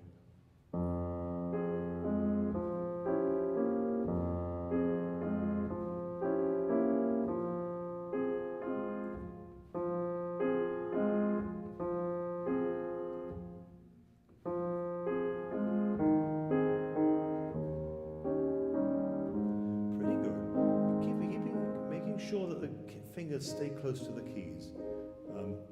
I know that we want to have a good sound. We don't want it to be stuck, but also it doesn't need to be much more than this, because there's some quite big leaps, aren't there, in this accompaniment. So, but that was pretty good. Just being careful that we hear always the third of the chord which we need, because otherwise it would be a major. Always. In fact, you can even play it with two hands to get it to the ideal, and then do that with the one hand so that you can hear how it is. Can you just play it for me again, just the left hand? I'm going to play along with you.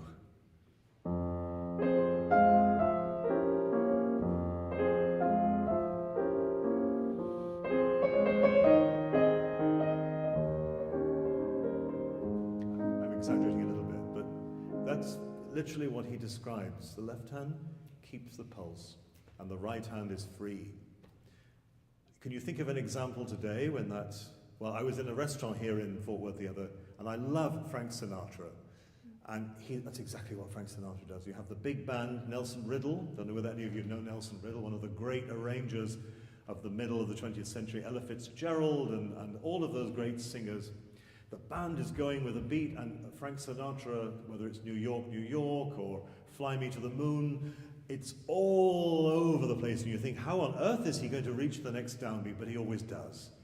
So just try once more for me. We're going to do a Frank Sinatra version of this. Just play me the... You can play it with two hands if you like. But I'll start, shall I? Just...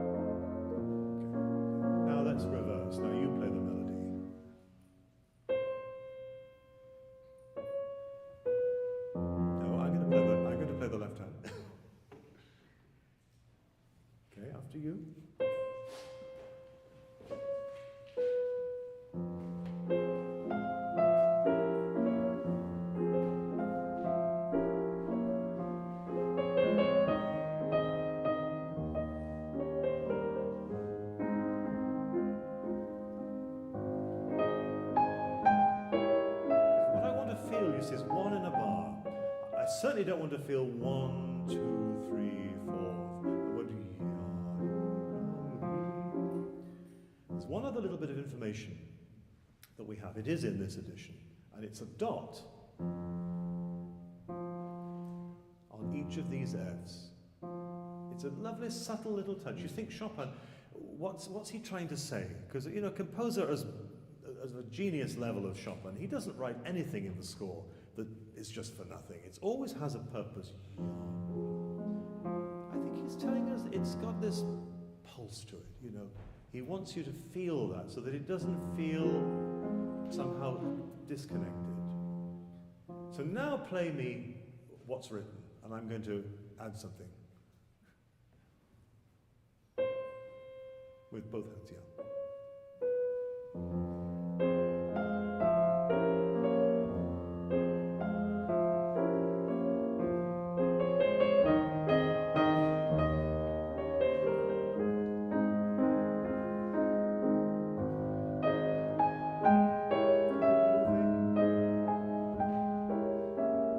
Okay, and so in this bar, you get 3, just where it goes down. Little subtle points. But I think the point being that these are long lines, thinking 1 in a bar, using these original markings will all help to keep this moving. I mean, actually, the tempo marking is andante con moto. First of all, andante is already a faster marking than it came to be in the later 19th century.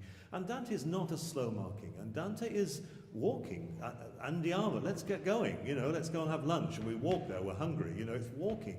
It's not this feeling of very, very solid, slow sort of tempo. So it's already moving, and then he says, just in case you doubted, con moto, with movement, always, and that's almost the most important thing about that. And then this will have that marvelous melancholy lilt to it. Right, we can talk more, but let's move on to this wonderful hallucination, really, in G flat, where he goes down for the first time in the piece 2 Ps from 1. So with it, often people go faster here. I've never quite understood why, because I think to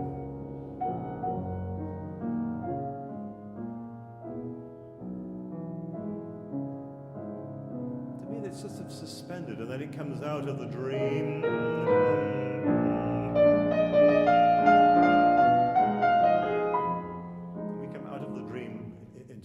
Reprise of the earlier material. Let's go into the dream maybe from here.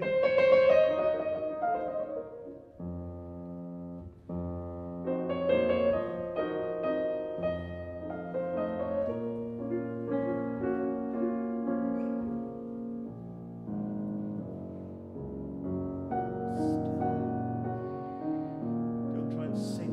It's not no cantabile.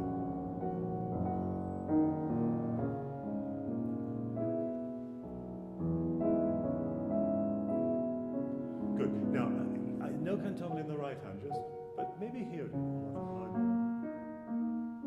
Just turn the corner with a little vibrato, and then just come away as it goes down. Just a little color, and also very much in tempo. Let's just try it absolutely in tempo from the G flat.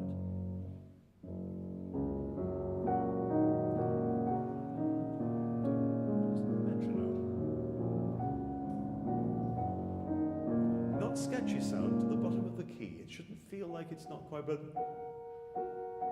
somehow not cantabile, but centered.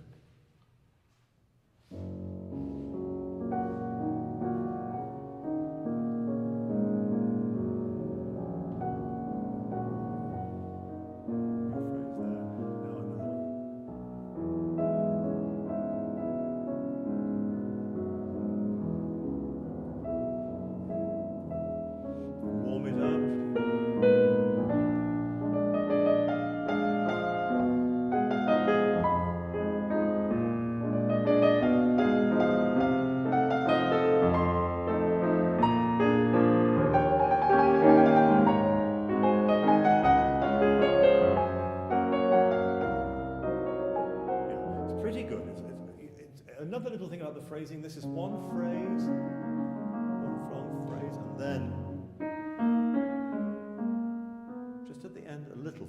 and then another long one, all through this, all one phrase, and then. So you just have these two little things, and that seems to me where you might want a little bit more sense of cantabile. And here, and there,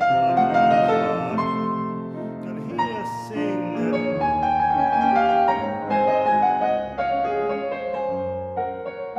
You bring out that voice nice, but don't lose the top.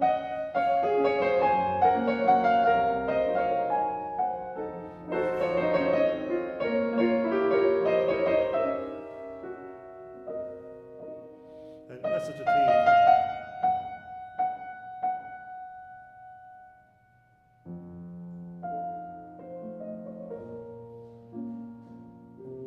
Then we go back. There's no escaping this tragic. You know, if I feel with this piece, we're trying to get away, and then wherever we are, we have that dominant chord, and we know we're right back where we started, with the sad, tragic, and of course the piece ends like that. There's no escape. But make sure we have a difference, and then sing. I like to do this trill on the upper note, because somehow, because they're all going in these, all of these downward appoggiaturas. From the mezzo voce again.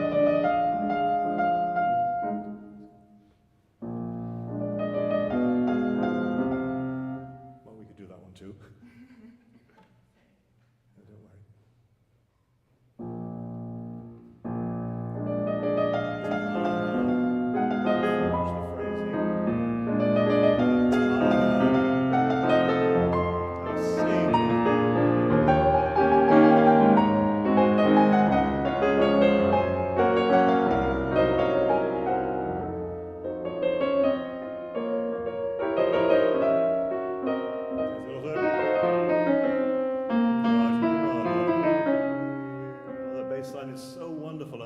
Have the alto.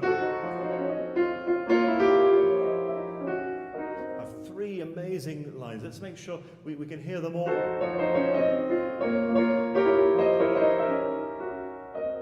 We can actually choose in our ear which we listen to.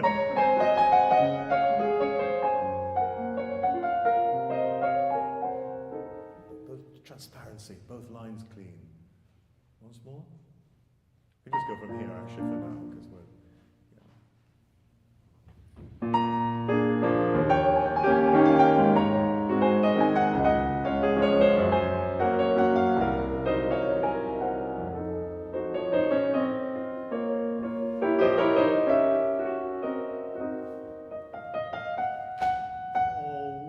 He writes Tenuto as if he were.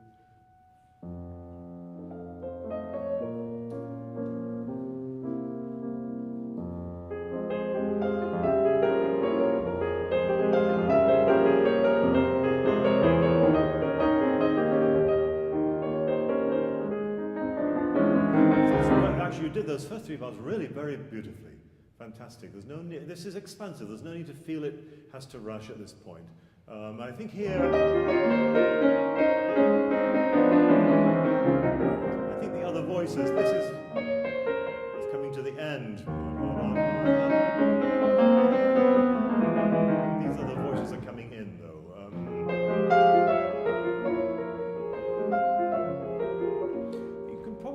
A little bit less of the moving voice. 5,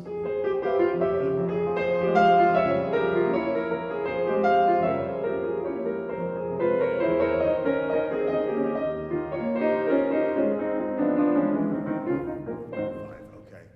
What a shame, we're running out of time a little bit, but okay, well we probably should move on then if, what do we want to do?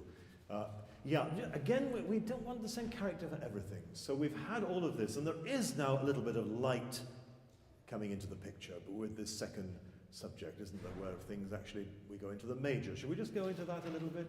What?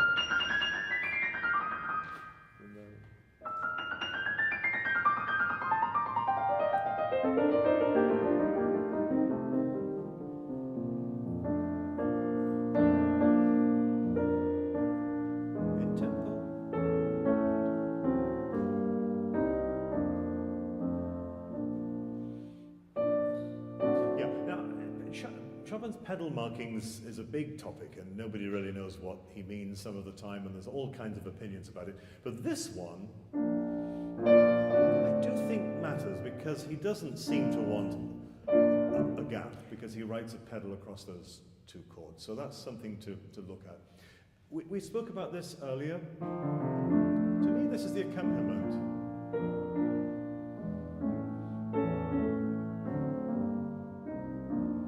And then the singer comes in.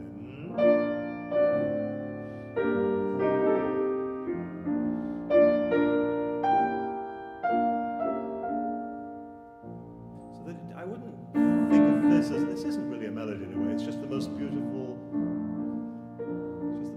harmonies. So imagine yourself being an accompanist then, and then come in with that singing top line. Just try once more from here. Pedal careful. No blur. Keep it moving. And the harmonies will. Let's keep that.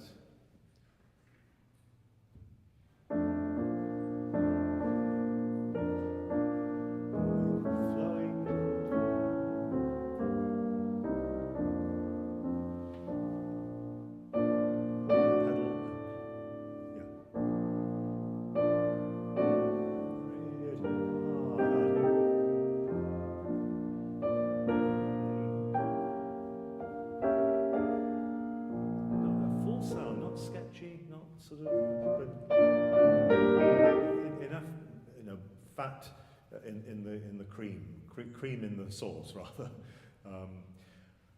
Well, in the last minute, be careful with all of this. That we have really two voices in all of this wonderful sixths. He writes Tenuto, whatever the notes are. He wants you to linger on that note. Then we get back, of course, to the opening here, and this should suddenly be a very different mood. It's the dream before the tragedy again, when we could have gone into a mazurka or something. So we need to have that, but then, of course, this time when it ends, we have this hallucinatory sort of... Allow that just to be very glistening. And then this, I think, is just sort of... It's lost its way.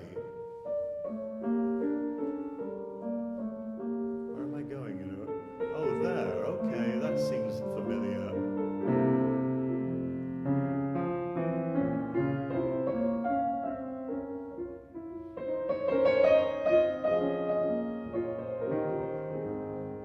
And each voice, let's hear the beginning of the voice before we get in. Well, we can't really discuss this whole final amazing section. Just give me enough bass. When there has a line here. We always need to have bass. Bass on the top, if we have those, we're halfway there. This was pretty good, the Coda, which is not always the case. So, you played this pretty well. I mean, you don't have a problem with this. Is that okay? You feel comfortable with that? Yeah, good. Well, it sounded pretty good. Because there is a fingering with the left hand. So, that's all you do in the right hand. Which is very secure. But I think as you already play it well, I'm not going to disturb that. So I think we're going to have to stop there. But thank you so much for playing for us.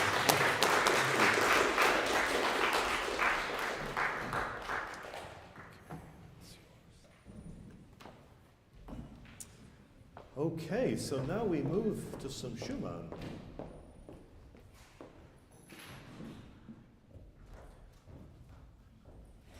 This is Natasha.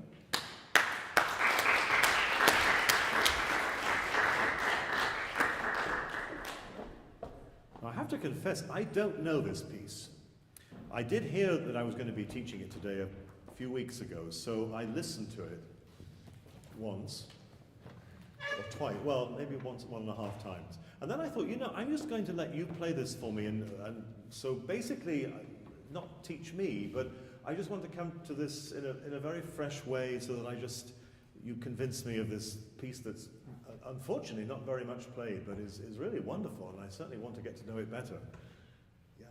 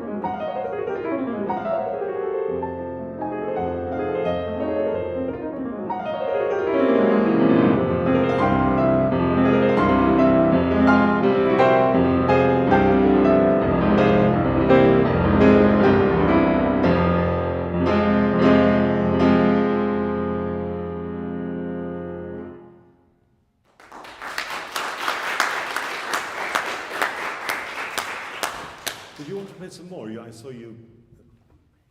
Were you planning to play more, or a third and fourth movement? Okay. Well, we would love you to. Oh, should we talk a little bit about that first? What do you think?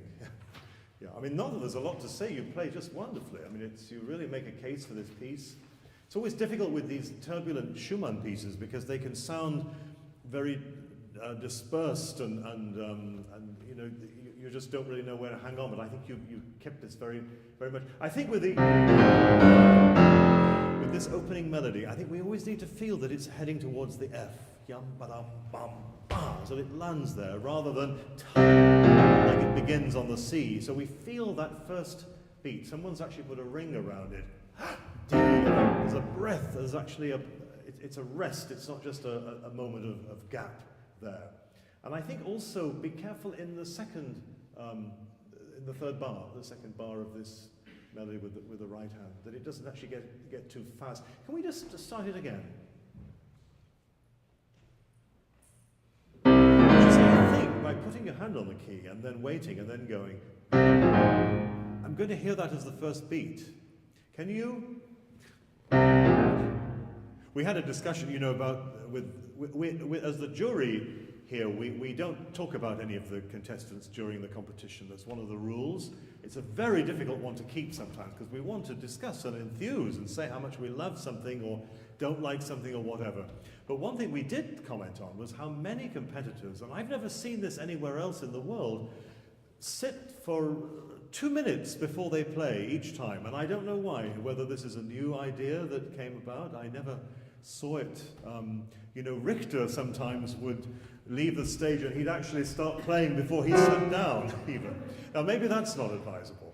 And there's a time when it's wonderful to have that time, but maybe not every time. But this is a moment when I think that body language actually takes away a little bit from the message of that first bar. The conductor is giving something, giving it that downbeat before they come in with the C. So just try it. I don't want you to miss it, of course.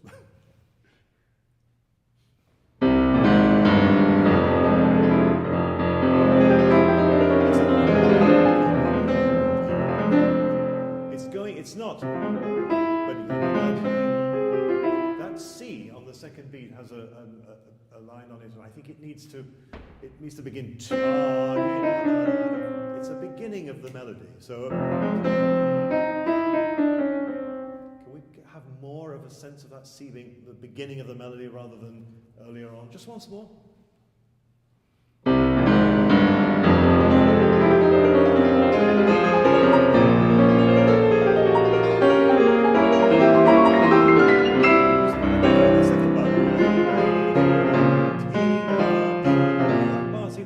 Faster. Somehow the nobility of that dotted rhythm, I think we need, if anything, needs to be slightly held, I think. Just try it for me once more.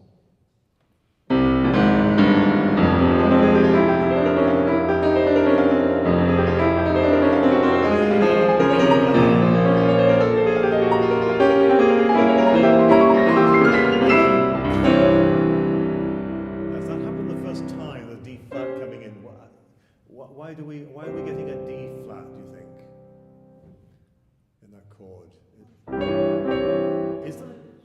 Is that another edition? Ah, okay. Wow.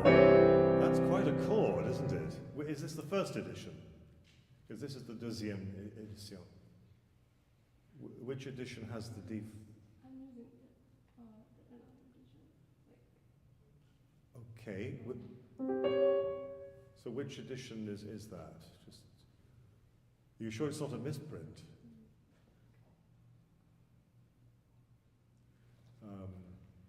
I don't know. I mean, it seems a little, well, as I say, I don't know this piece, but it does, the C here,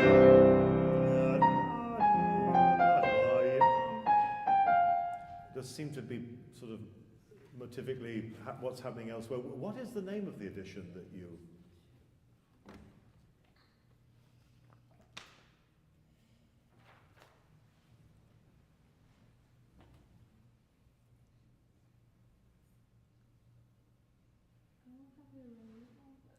can show you later. Okay, yeah. Well, I'm happy to be convinced, you know, but I just wonder if there's a possibility that it's a misprint. But anyway, well, we'll leave it with the. It struck me rather strangely. I mean, it's a strange chord, of course, but I'm happy to. If it's Schumann, then Schumann knows more than I do. So I'm happy to go with that. Well, we'll go with the D flat for now. But can we feel that going through so that it actually releases onto the B flat? And you might want to think in terms of a violin. Of a bow. Maybe that would be an up bow, and then the A flat with the sforzando comes in as a down bow. Yeah? We can just get into it. Maybe from the...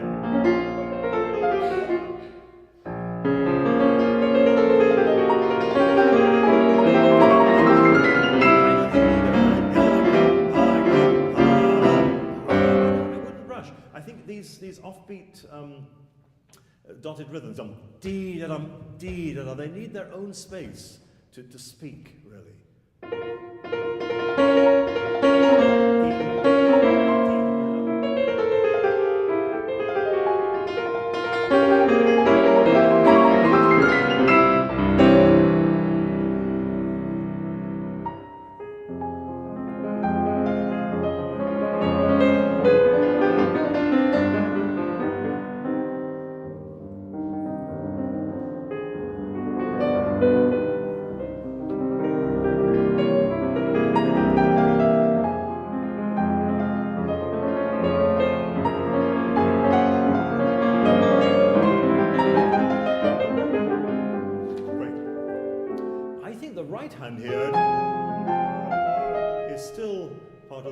The piano only refers to the left hand, I think, and at the moment I'm feeling that they're both playing as if it were on the same manual of the organ. I want to hear the two voices as very different, so that we have that differential. And here too, this is pianissimo, but again, he's written it for the left hand, and I think this is probably more like a mezzo piano. And then we have room to grow as it moves ahead. So also here, the left hand will be our crescendo here, more than the right. Right too, but still this. Right up to the G major. Can we just try that from... I still find that so strange, that D flat, I must say. Anyway, we'll leave it for now, but you've got to show me later and convince me. From there and carry on.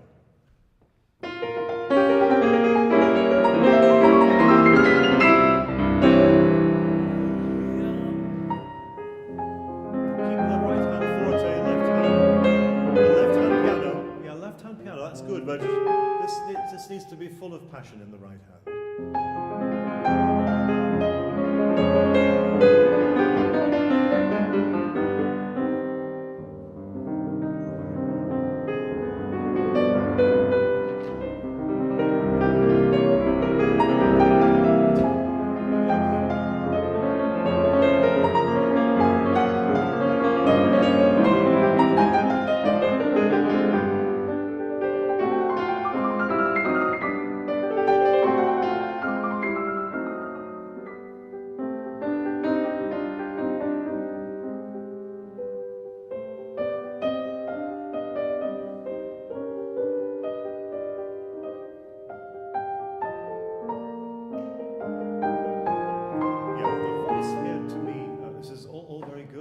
It's nice to have the difference between and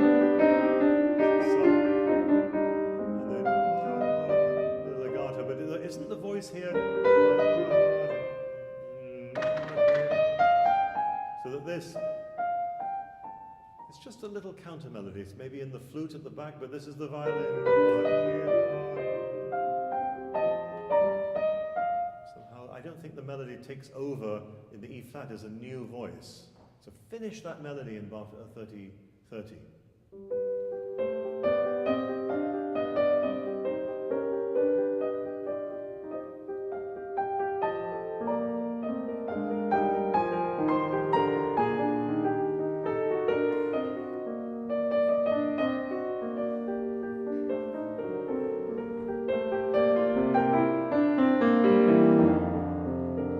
Not too bad. Touch of it. lodge in that. It should have one sense of line.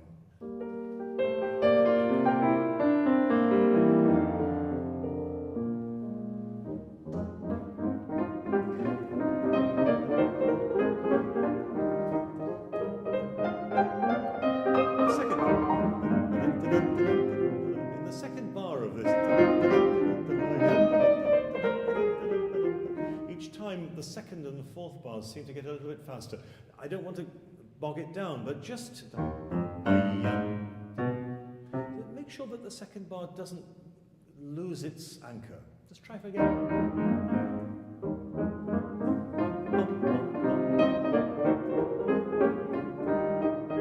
Bass, also I want to hear. Give me enough bass.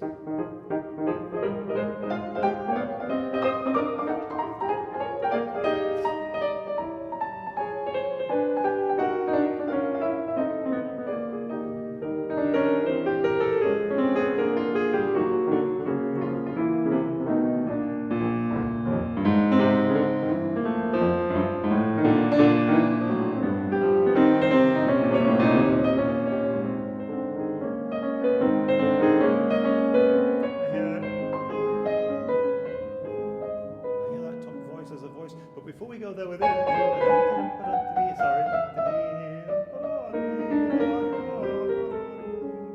if you take time, which I really like, can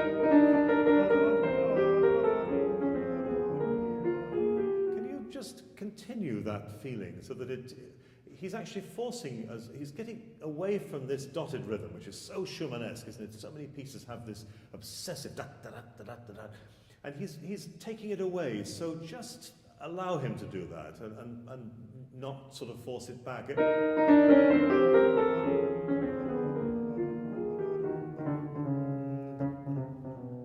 with these, let's grow each one a little bit more so that it doesn't come, it doesn't sound loud all the time. And then when you get to this wonderful figuration, I see that is where maybe this comes from. You think?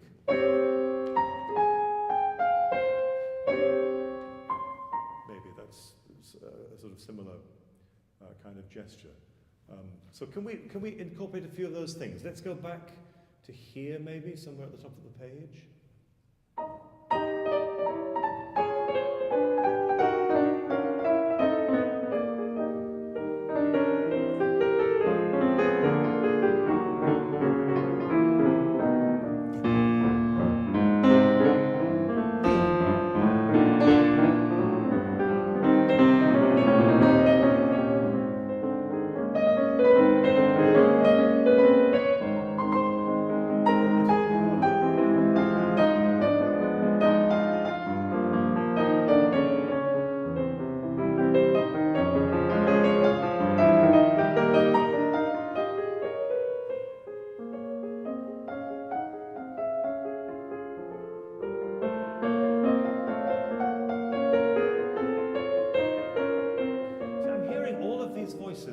You play very, very beautifully, but I'm hearing them all the same. So I'm hearing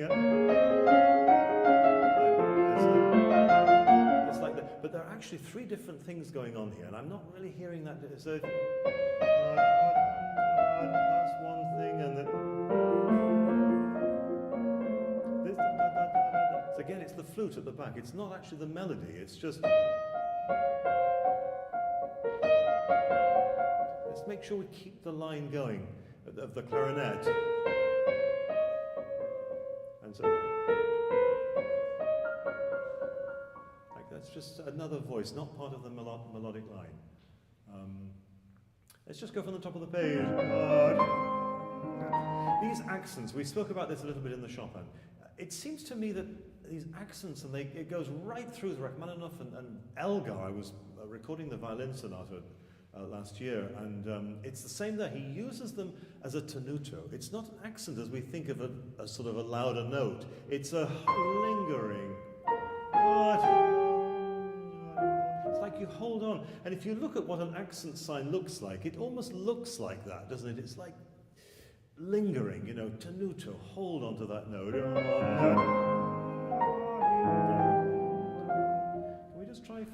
top.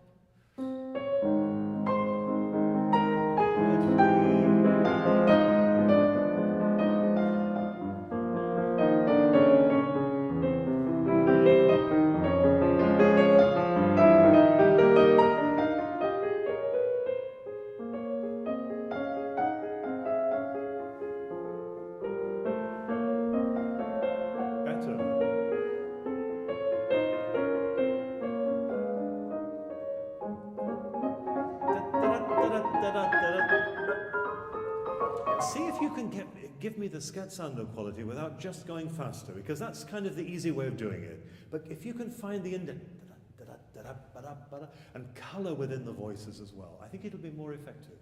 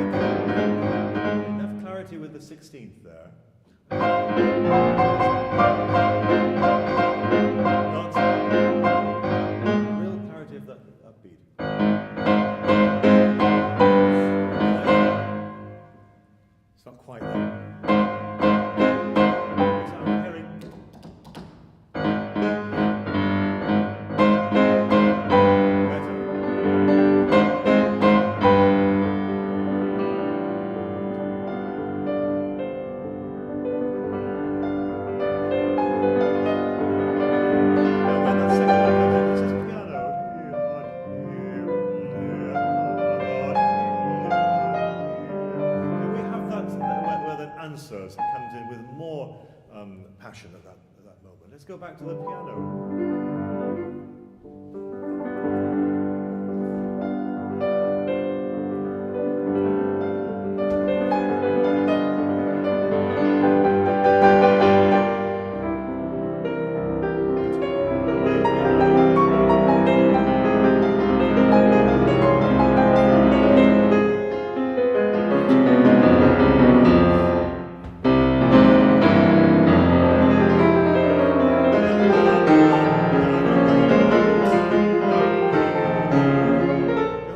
Second bar.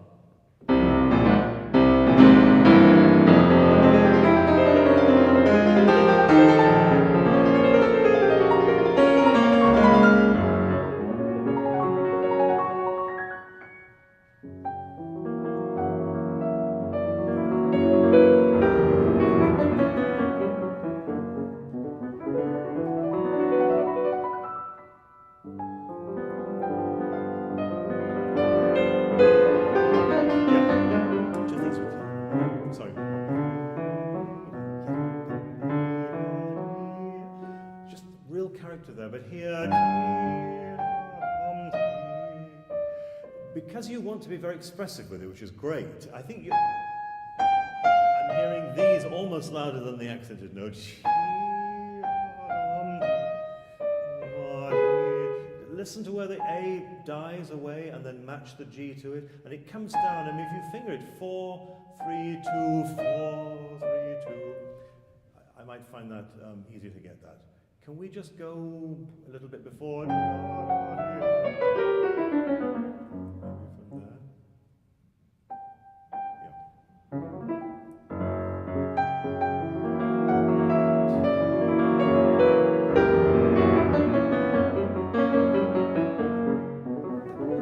Yeah, the problem is, you see, the right hand is using the same note as you need for the melody. So I want different sound on the left hand B than you've had on the right hand B.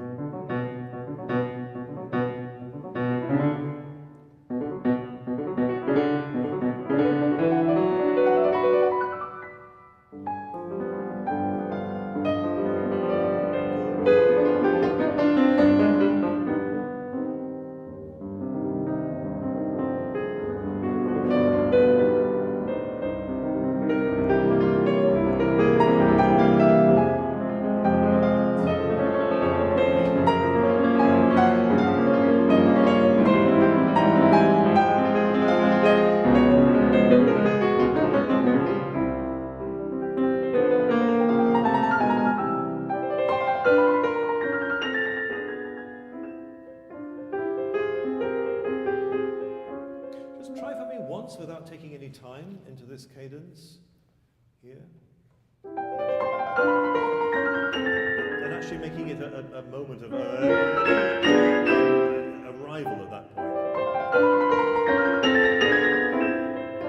Keep it there. This could still be full.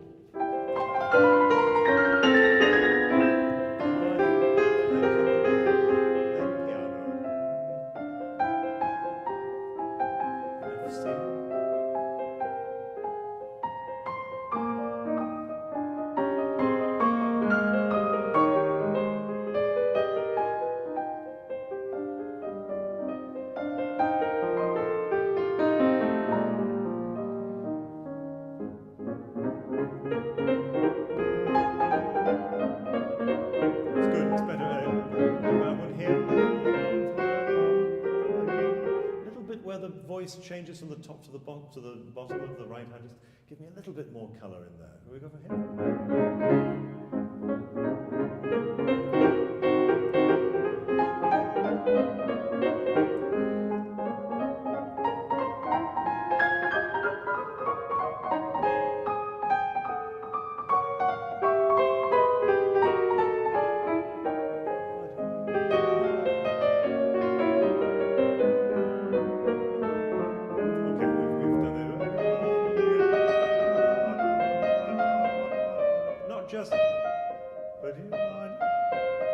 Make sure it all sings. Okay.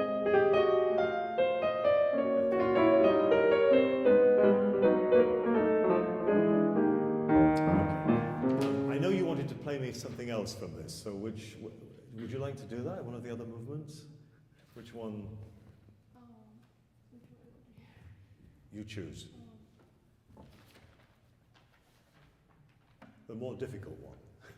The one that you feel less comfortable with. That's okay.